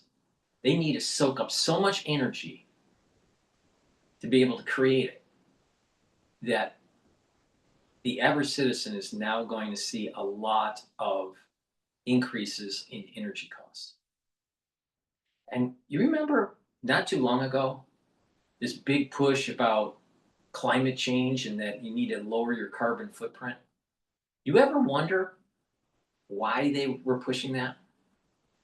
Maybe it was because they knew that they needed the energy to create the AI systems, these models,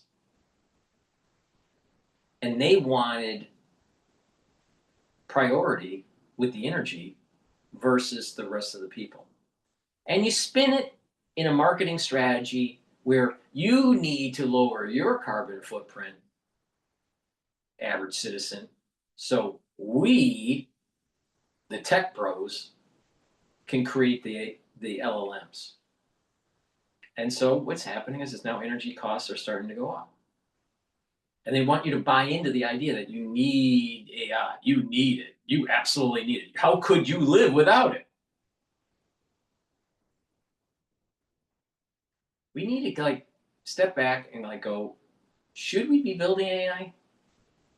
Do we really need it? And is there a better way to do it?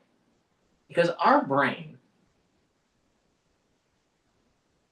is packaged in a small space and it's more creative, not as fast, but it's more creative and able to ponder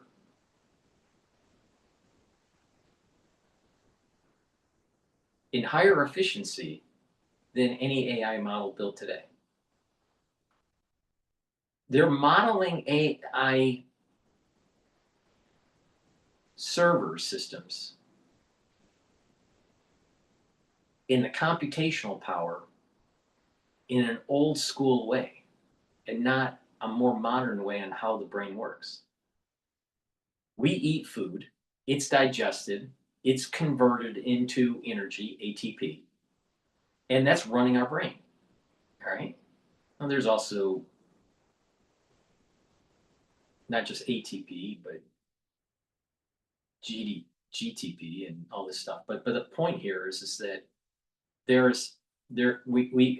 we have an energy source through our food that is used metabolically to run our network, our brain network, so we can think.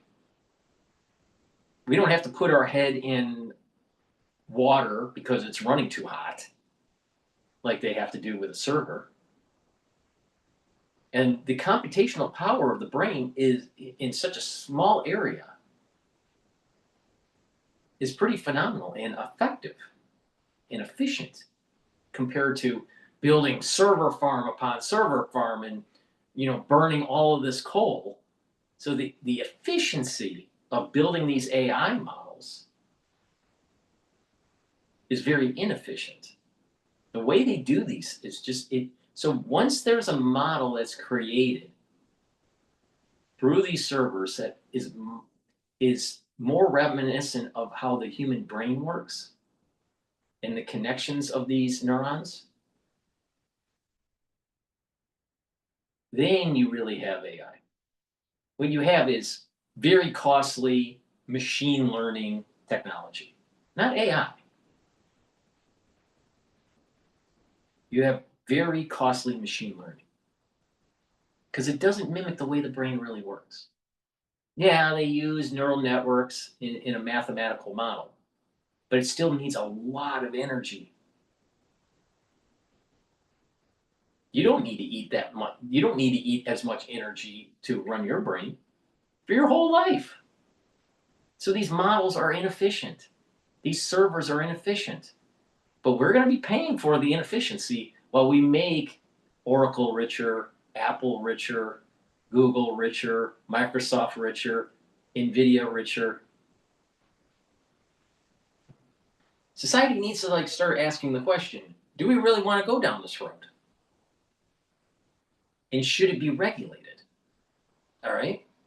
Because this is an existential risk of our livelihood. Our costs will go up. But not just that, our job prospects may go down when these things are being built. Now, I've gone through, I think there's these phases. I think early adoption of AI is actually going to increase productivity. But then once we go into the next recession, there'll be structural unemployment. And therefore, less jobs will be available as we're getting out of the next recession. Then people will be forced to learn how to use AI as a tool and build businesses and compete. And therefore, there will be a new renaissance of company creation, because now instead of needing 50 people, you may only need 2 or 3 with the help of AI. So I think it depends on the phase that we're in. Will, in the end, in the overall large arc of human history, 50, 100 years down the road, will AI development be more beneficial to mankind? Probably. Probably. But the thing is that during this early phase of building up these models, we're going to be using up a lot of energy that's not efficient. So these computer scientists and these computer programmers, they have not built a system that is more efficient in creating knowledge as the human brain. They haven't learned the lessons of the evolutionary process of just how the brain works. And until they do, we're going to be using up an awful lot of fossil fuels. Inflation down. That is shelter and anything discretionary. Talk to any working man and woman on the street, and they will tell you that they're right now just able to afford the essentials, but not anything discretionary if you're not in that top 10% that account for 50% of US spending. All right, this will be the 5th time, this is the 5th time now, the Fed has cut when the market was at an all-time high. The other times the market didn't, seem to be okay. We kept continuing rallying. You're saying that at this moment, considering all the things out there, that Powell is still the most important force in the market? I think he is at this moment, yes. And a lot of it has to do with the backdrop. Charles, you're seeing what's happening with the threat of food stamps going away and so many families suffering already. I think Powell still does have a say, but as I think another one of your guests is going to tell you, a lot of it also has to do with the mechanics of simple flows into the market. Again, something Powell has no control over. So let's talk about the consumer for a moment. You just alluded to the consumer. On one hand, we've got rich folks, and on the other hand, we don't. So in the PayPal call yesterday, a lot got lost because of these big deals that they cut. But they're talking about the consumer are just beginning to be more selective. The behavior continuing into October. So they're buying things, but to your point, fewer and fewer things. They're just barely making it. Yeah, the basket's getting smaller. Right. So that's not inflationary, though. That is not inflationary. And that is why we're seeing one company, Kraft Heinz, one company after another is saying people are not able to afford the higher costs that we need to push through to them, by the way, which is going to come out of their margins eventually. And what does that lead to, Charles? More layoffs, because the only cost that a company can control for is labor. So net, Wall Street wants the Fed to be accommodative. Of course, we still got the call coming up and the Q&A section in a minute. What do you think Wall Street wants to hear? I think Wall Street wants to hear that December's a go. If the Fed is really concerned enough to stop shrinking its balance sheet, then it seriously sees the need for it to not be as tight in its stance, especially in this official data vacuum. All right. Stick around. I need to. Help me decipher. Help us decipher this Fed talk in a minute. All righty. With a shield level annuity from Brighteon. Let's listen into Bloomberg here about what's going on with the shutdown. But before I do, please go to my store, the-studio-reykjavik.com, and get the vitamin B complex. This will help to rev up your metabolism, increase your ATP levels. Vitamin B1 through 4 helps with the electron transport chain within your mitochondria to boost up your ATP levels. And vitamin B12 helps to protect your neurons. Super important. And if you're 40 years of age or older, your gene expression to build muscle and maintain muscle has diminished. To improve that, take Myotrol. Myotrol has polyphenols, flavonoids, and lignans to help with the gene expression to build muscle. Do some resistance training, take the Myotrol, drink it with filtered water, and this will help to build that muscle and to maintain it. So please go to my store and get the Myotrol. Use discount 5 and you get $5 off any order.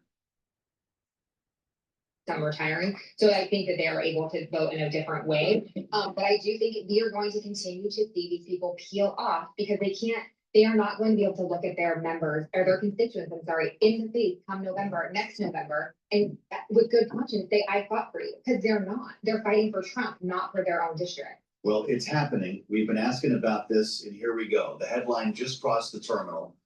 This is a new pressure point that many saw coming. The FAA has just issued a ground stop at JFK Airport.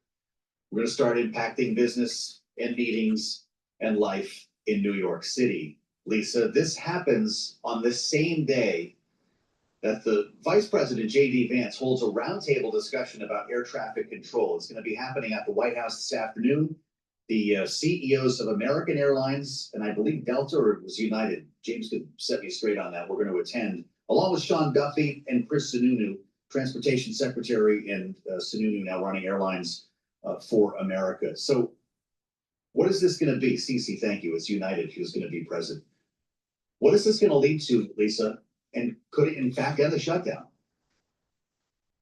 I absolutely think that the FAA and the air traffic controllers are going to once again be the heroes in all of this. And they are going to definitely be what's going to stop the shutdown. I've said all along that the backstop here, and Megan makes a good point, November 21st is before Thanksgiving. But right around that time is when we're going to see air traffic controllers throw up their hands and say, absolutely not the busiest travel day of the year. But it's interesting behind this, it's interesting to see that that's happening while the White House is having a meeting at the with the vice president at the same time. I wonder how much of that is coincidence. To me, that seems like it's a pretty on point moment in time.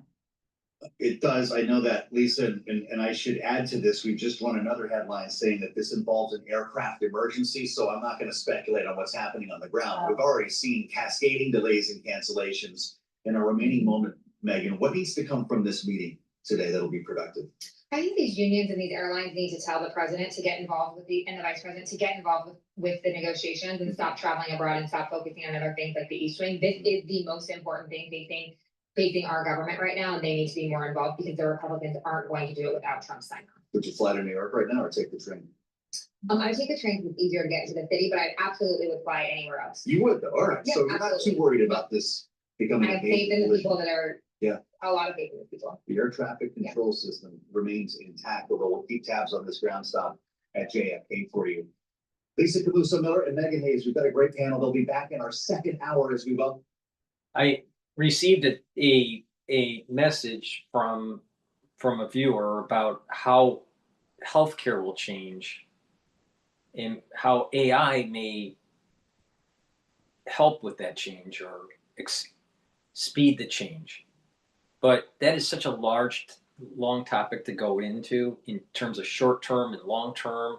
What will happen with not just AI and the use of it in clinical practice, but also in research and humanoids being implemented during the physical exam or during surgery, because there are robots now, different types of robots. One of the most famous is the Da Vinci robot dealing with surgery. So that's a long topic. I'll do it in another video. I can't, today is not the day to do that, but it's an interesting topic because these different technologies are speeding up the ability to do diagnosis, increase the accuracy of the diagnosis, also help with research, but you're over time going to be losing probably that human to human interaction, and it'll become more and more robotic, almost like Star Wars in a way. If you remember some of the scenes in Star Wars where these humanoids did all the surgery, that's what's going to happen. Same thing on the assembly line for automotive. It'll be all humanoids that run the show for that. So that's a larger topic. I'll do it on a different day. But thank you for the request. All right, I want to listen in on Harvard's Arthur Brooks about happiness is not a societal phenomenon. This was an interview that he did on CNBC 3 hours ago.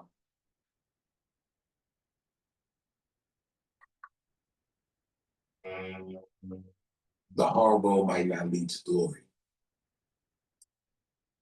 But the easy road definitely works.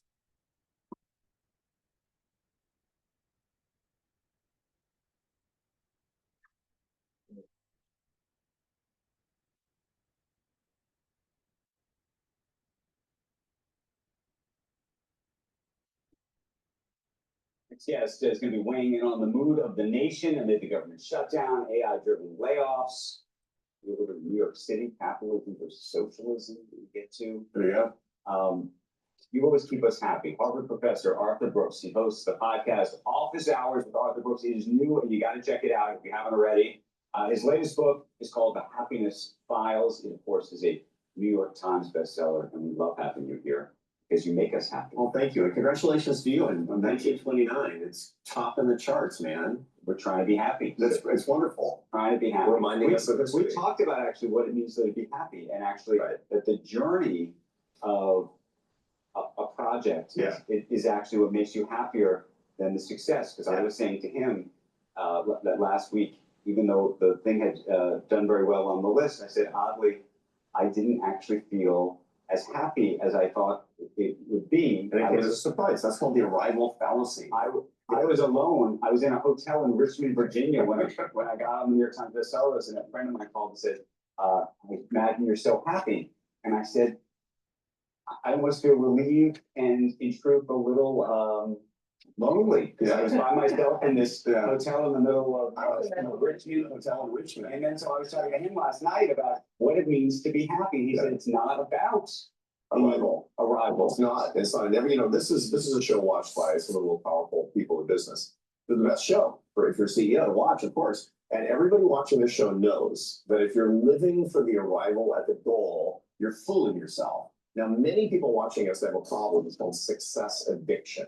That usually starts when you're a kid and you get, rewarded and you get attention from grown-ups because you do these amazing things. And then you start achieving and you start to really get your sense of reward from getting these accolades. And so you do well in school and then you go on to get these really good jobs. But the problem with all that is not just workaholism. It's based on this idea that you're finally going to arrive and then the bliss is going to be constant, and that's wrong. This is one of the reasons that Olympic athletes typically have a clinical depression after they win their gold.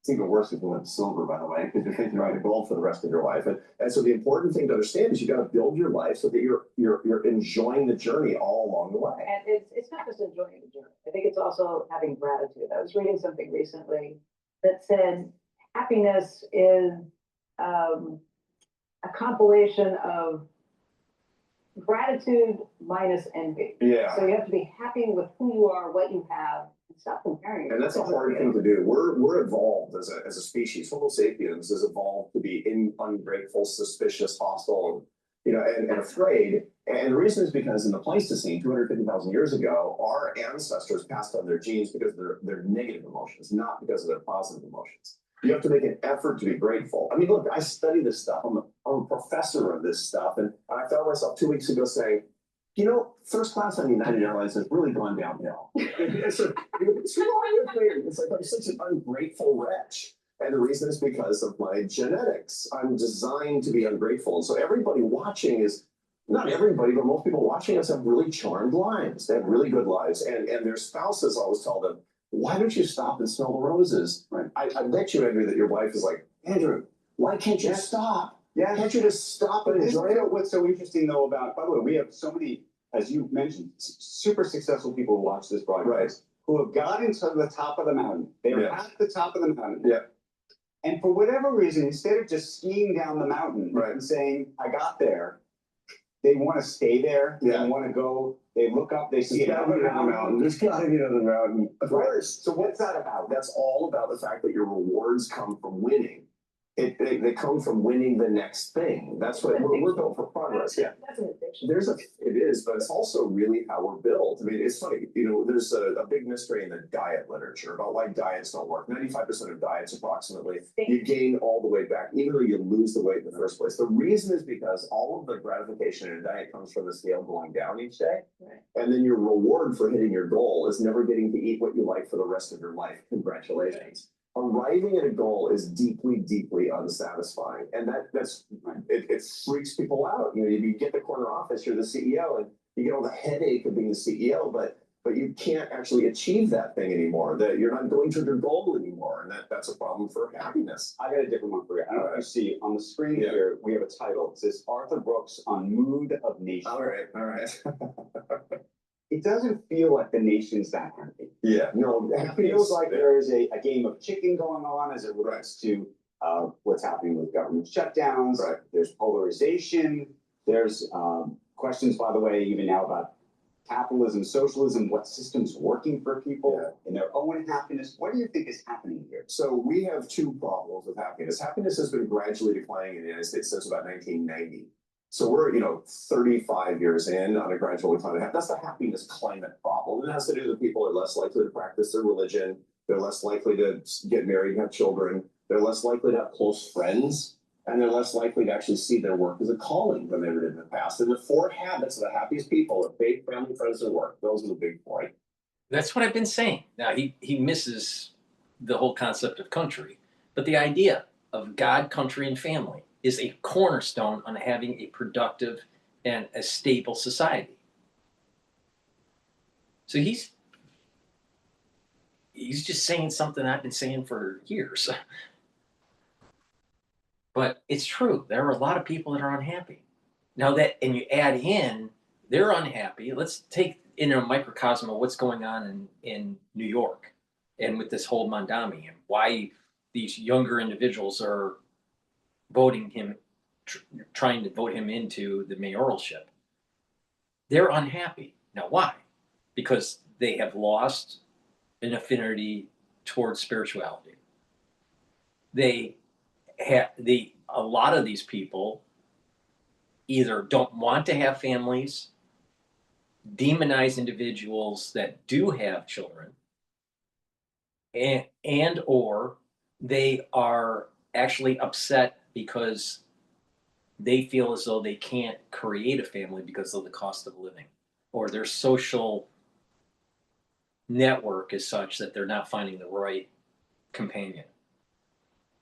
And they don't have an affinity towards the country, about the history, about being patriotic. They think it's some sort of passé thing. So I come from the standpoint that those 3 pillars are super important: God, country, and family.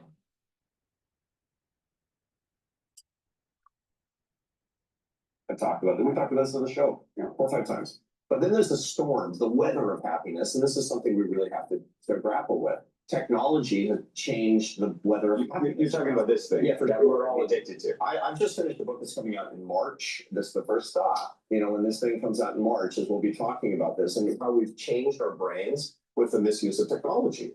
That we're actually using the wrong hemisphere of our brain all the time, where we can't actually apprehend and understand the meaning of our lives, which is horrible. What hemisphere? Where the left hemisphere of the brain is the things and tasks. The right hemisphere is the mystery and the meaning. Yeah. And we need to be living in real life, in real love relationships, and having metaphysical experiences such that we can understand the meaning of our lives. But the more time that we're glued to our devices using technology, the more that we're relegating ourselves to the wrong side of the brain.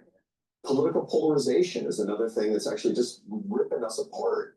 We're being effectively manipulated by the 5% extrinsic margins in politics who want us to fight each other. And that kind of polarization is really hurting the mood of the nation a lot. Absolutely. We actually need a rebellion of people who want to be happier, rebelling against their own side, whatever that side happens to be. And that's a hard thing to do. This can persist for it won't persist forever.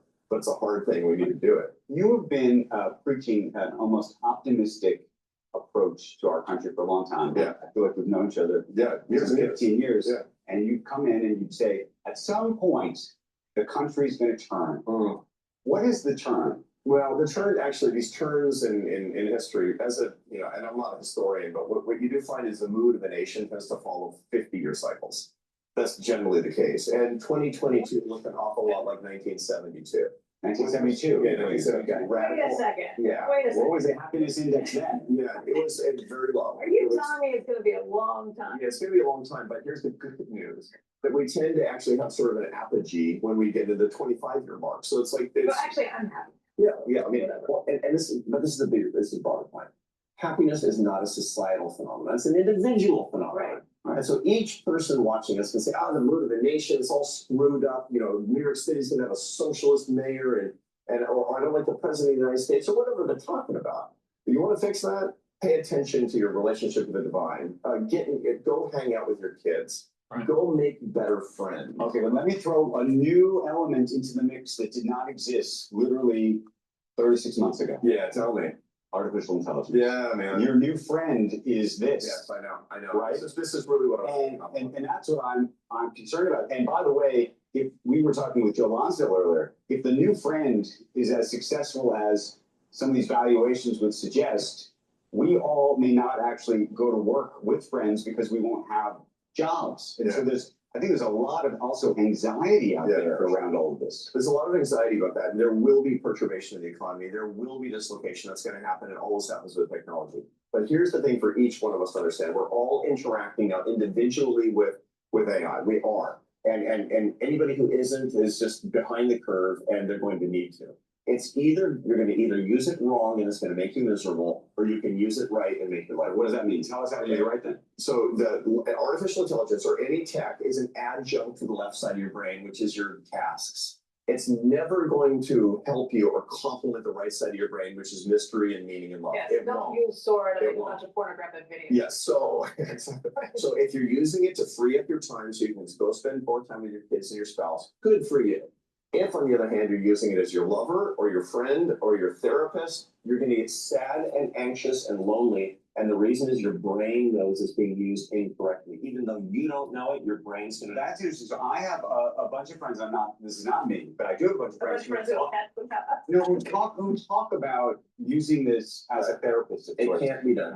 And have argued to me actually that it's been quite successful. In fact, I was just talking to somebody the other day who said that they thought that they had a human therapist, and they thought that they were using ChatGPT, and they thought that this understood them better. Yeah, that means like a crummy therapist. Are you a fan of therapy? No, I mean, just in general, I think that there's a role for, I mean, of course, you know. For extreme situations. Yeah, of course, mental health treatment is so incredibly important. Thank God for psychiatric care in this country. It's saved the lives of members of my family, to be sure. But the way that a lot of people use therapy today is to eradicate problems in their life. You go to therapy a lot of the time, you say, I'm sad and anxious. You're gonna get sadder and more anxious. You know, if you go to the campus counseling center at your university and you say you're sad and anxious, they're gonna try to treat you because it's a liability problem. Look, I tell my students at HBS, you're studying at Harvard. If you're not sad and anxious, you need therapy. It's a hard thing to do, and good for you for doing this hard thing. We have a pain eradication, a suffering eradication mentality, and that's a mistake. I got a different one for you. Well, it seems like people are more medicated than ever. Yeah, they are. They absolutely are. And part of the reason for that is because the industrial complex around mental health today has talked about elimination of pain. Right. And the truth of the matter is you won't find the meaning of your life if you don't understand suffering. Your suffering is sacred. It can be disproportionate. It can be dysregulated. There are people who actually absolutely need these drug regimens, which have been miraculous and saved a lot of lives. But many, many, many people are turning to them as opposed to understanding the meaning of what their life is all about. Life on earth has a lot of suffering in it, is the bottom line. Maybe the good news is people are drinking less. People Stop drink stuffing. less. There's a lot more cannabis. And this is also something that I really admire about young people today among my students. They're using actually mostly fewer substances than people of my generation. Because the truth is anything that is euphoric is neurotoxic. Right. And so you have to be very serious about the decision making you have. Now you can make the decision, I'm gonna have a glass of wine, good for you. But the truth is if you're bored or anxious and that's the reason you're using euphoric substances, it's gonna lead to trouble. You just started a new podcast. You become a member of your podcaster now. Yeah. You happy about that? It's super fun because what I'm doing, well, I've been writing a column in the Atlantic for a long time called How to Build a Life every Thursday morning. I have 275 columns in the bank, which means I've done the work, I've done the research on this, and in my podcast, I talk about different areas of happiness in depth. Mostly I'm talking to the camera. Sometimes I have some guests, and that can be pretty popular too. But the most popular podcast that I've done so far is I talked about my 6-part neuroscience-based morning routine for greater happiness and wellness. And I got millions of viewers, got millions of listeners on the basis of We that. could That's use the- that morning routine. Can you do that morning routine if you host a morning show? It sort of depends on what morning means to you. I mean, you get up at 4:30. I'm up at 4:30. She's up at 3:30. You're up at 3:30 a.m. It's 3:45. Yeah, That's a extra big 15 difference. Is that the game changer? Yeah, some days I sleep till 4. Yeah, I get up at 4:30, and it's really important. The key thing to remember is that your day is much better if you get up before the sun. And there's a lot of neuroscience research on that. And then you have to design your day around the rhythms that you've got for your work, to be sure. But I work out super hard first thing in the morning, and then I go to mass every morning. And then so I've got, wake up before the sun, body and Did you soul. do that this morning before you came here? Yeah. Wow. And and this is great. This show's perfect for my schedule, as a matter of fact. Because and I'm not a natural morning lark, by the way. Yeah, me neither. I thought all the way through my 20s I was a night owl. Well, it turned out I was just a musician who drank too much. And I will say this routine saves you. So it's really kills you slowly by the lack of sleep you get, but it does save you. that's because this morning starts last night. Hello, my name is Adam Ferrari, Chief Executive Officer All of right. GETTR. Please go to my store, the-studio-reykjavik.com, and get the Gladiator Barley. This will help to build muscle, bring down inflammation, soak up free radicals through superoxide dismutase, and detoxify your body. And by doing that, you're helping your immune system, your endocrine system, you're building muscle. Make sure you do resistance training. I also have the heirloom barley. Heirloom barley is very similar to the Gladiator barley, except it doesn't focus on the building of the muscle. It helps to detoxify the body, brings down inflammation, and soaks up free radicals. So if you want to also build muscle, get the Gladiator barley. And the collagen. Collagen is a dual purpose supplement. They'll help with your skin, your hair, and your nails, help with your joints and your cartilage, your musculature, and your bone density. This is a month supply. Take it with soft foods, filtered water, a smoothie, or even with just milk. And do some resistance training, and it's going to help with building denser bone, help with the joint health, but also the dermal layer for your skin. This stacks well with the vitamin C and magnesium that I have on my store. When you drink 32 to 64 ounces throughout the day of filtered water, take the vitamin C and take the collagen. The vitamin C and the collagen will cross-link and improve your dermal layer. Please go to my store, the-studio-reykjavik.com, and get the collagen. All righty.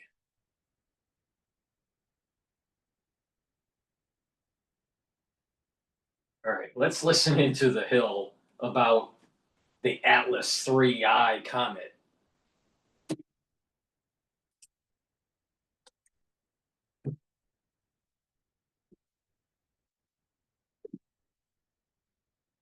The discovery of an object from outside our solar system is sparking debate in the scientific community. The object is called 3I Atlas, and NASA says that it's a comet that was first discovered in July. It's currently passing through our solar system, reaching a point about 130 million miles from the sun, and it's just the third interstellar object ever discovered in our solar system. There's lots of questions being asked about where it actually comes from, and some are questioning what it even is. Now, NASA insists everything they've studied about it so far leads them to believe that it's just a normal comet. But physicist Avi Loeb isn't totally convinced. He suggests there's a chance, even if it's just a small one, that the comet is artificially made, meaning it's alien technology. In a series of essays, Loeb has cited anomalies with the comet that he says support the argument of the 3I Atlas being sent to our solar system intentionally, and that of course raises questions about who sent it, what their intentions are. Loeb says that even if it's most likely a comet, his alternative hypothesis is worth looking into because of the massive implications it would have for humanity if it turned out to be true. Loeb is also a Harvard professor and founder of the Galileo Project, which was created to search for evidence of extraterrestrial life. He joins us now here on Rising to talk about his ideas. Welcome back to the program. Thanks for having me. Of course. Let's begin by maybe you could describe the characteristics of this object. Are we talking about a very large object, a very small object? What its physical components are? Do we know anything about that? Fill us in. As soon as it was discovered, it was obvious that this object is quite large, and that was July 1st, 2025, and my wife wanted us to go on vacation, but I realized that I had to write a paper, so I didn't really enjoy the beach much. I estimated the size has to be of over Manhattan Island if the brightness stems from the reflection of the object. Turns out that there is a lower limit on its size, which is about 5 kilometers, and the mass is at least 30 billion tons, based on the fact that it maintains course so far, despite the fact that it's losing 150. This dovetails really well with the happiness video that we just played on CNBC. Maybe we need aliens to give us happiness. Kilograms per second. This is a big object. It's 1 million times more massive than the first interstellar object discovered 8 years ago. And the question is, why haven't we found millions of smaller objects before we find this giant one? And then on top of that, it looks as if it came along the plane of the planets around the sun. The chance of that happening at random is 1 in 500. And the question arises as to whether this trajectory was planned as part of a reconnaissance mission, because it's coming very close to Mars, Venus, and Jupiter. Right. Unusually close. And they doing the reconnaissance to make sure that if ET lands, that ET will be safe. And they probably said, don't go to Earth because it's a land of the fruits and the nuts, because it's run by a bunch of Marxist socialists. You think ET is a socialist? You think ET is a Marxist? I don't think so. You need to arrange a special timing so that it will be at the right time at the right place. And it came closest to the sun yesterday. Unfortunately, we can't look at it from Earth because the Earth is on the opposite side of the sun. That could have also been a hint of a technological design. We found in the gas around it, we found nickel without iron, very little iron, mostly nickel. And the only place where we have such a composition is nickel alloys that are produced industrially for aerospace applications.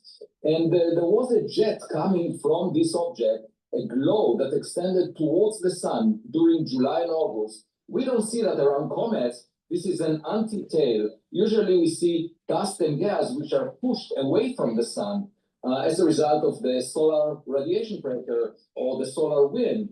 Now, yesterday, the first report about what it's doing closest to the sun came out.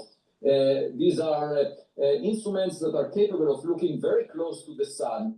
And it was realized that, in fact, the object is brightening. It becomes very bright right now as it comes close to the sun, and it's turning blue.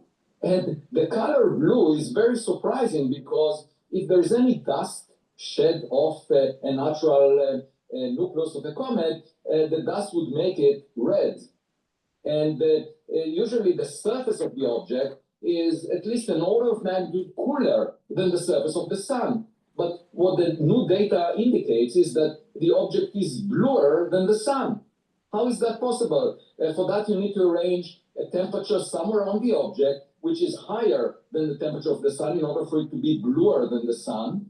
And the sun has a surface temperature of 5,800 degrees Kelvin above absolute zero. That's huge. You know, that's 20 times the temperature on Earth right now. So the question is, what is going on? And I'm saying it could be a black swan event where we expect it most likely to be a natural object, but we have to attend to the possibility that it might not be natural just because the implications would be huge for humanity.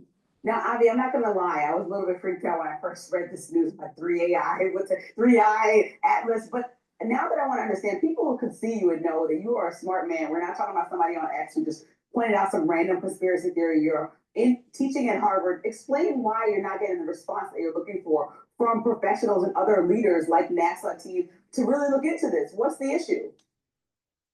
Yeah, the issue is that scientists. I think if you're not using a van to do business travel, then you're missing out. My name's Clay and I'm chief of staff for the go-to-market on this.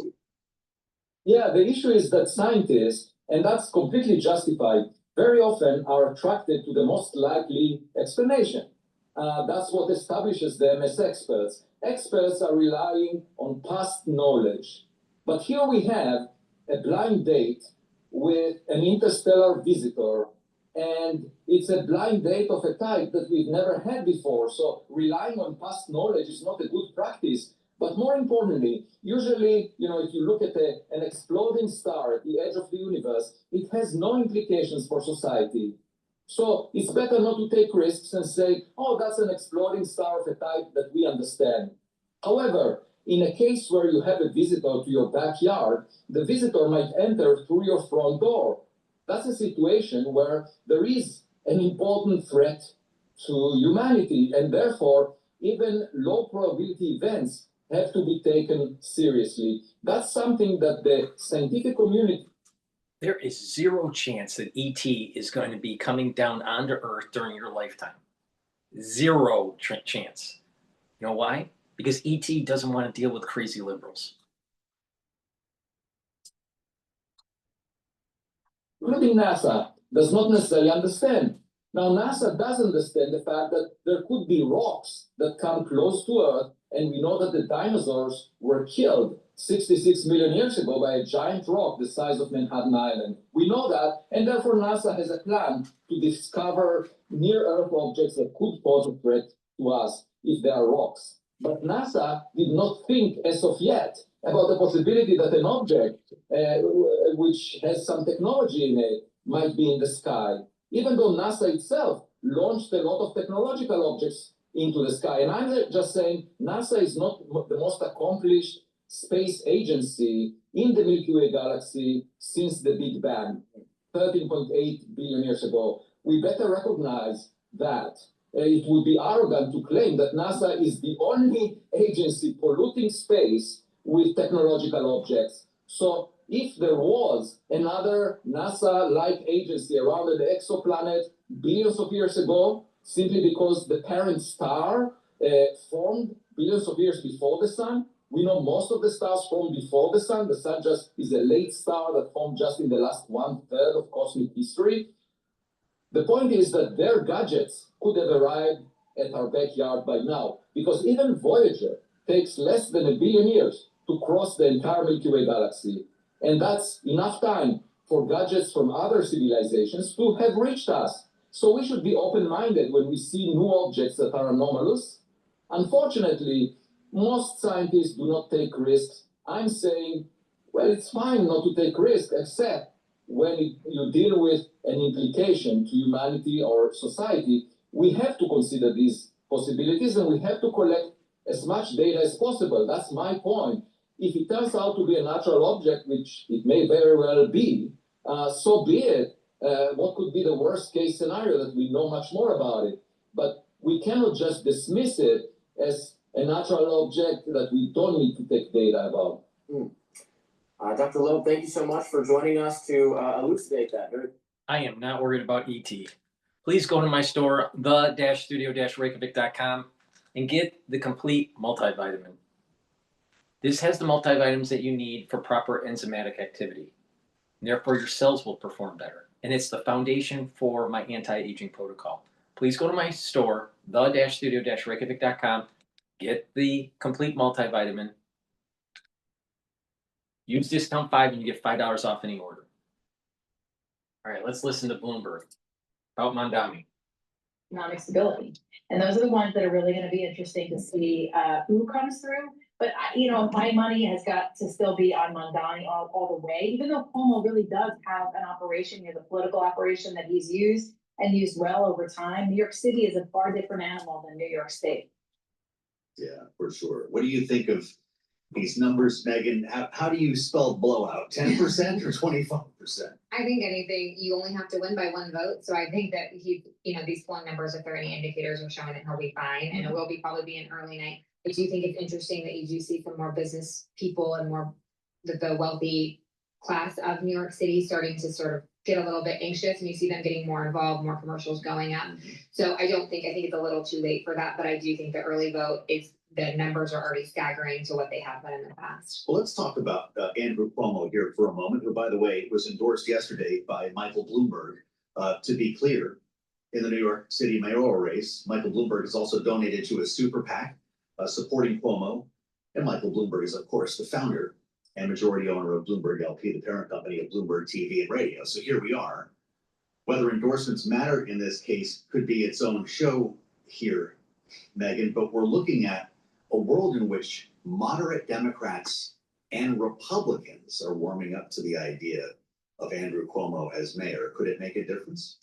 I just think it's a little too late. And I think a 3-person race, it's interesting because people wanted Curtis Lewa to drop out, but I'm not sure that really makes a difference if Republicans are going to vote for somebody or they're going to vote for Cuomo. So I just think it's a little too late. I think that maybe if we were having this conversation 3-4 weeks ago, we might see a different outcome next week. I just think that the clock is running out here. What would you tell Andrew Cuomo to do as a Republican strategist, Lisa, to try to get those votes over the next couple of days? I mean, he's got to continue to talk about stability. I mean, Republicans, the market, New York City, they like stability. They like to know what to expect. And they like to know that someone that can come into that office can actually make a difference. So that's the message that Cuomo, I think, has been resoundingly using over and over again: experience, experience, experience. But voters in New York have made this decision before. I mean, we've seen the last 2 mayors that were elected there were unconventional candidates. I think New York likes to switch it up, and I think Mamdani's going to be just fine on election night. But with Andrew Cuomo, I'm talking about stability and I'm talking about predictability, because that's, I think, what people want to see, especially with a president that represents a little less of that. Interesting, in terms of other endorsements, Tom Suozzi, even Mike Lawler, the Republican, has endorsed Andrew Cuomo.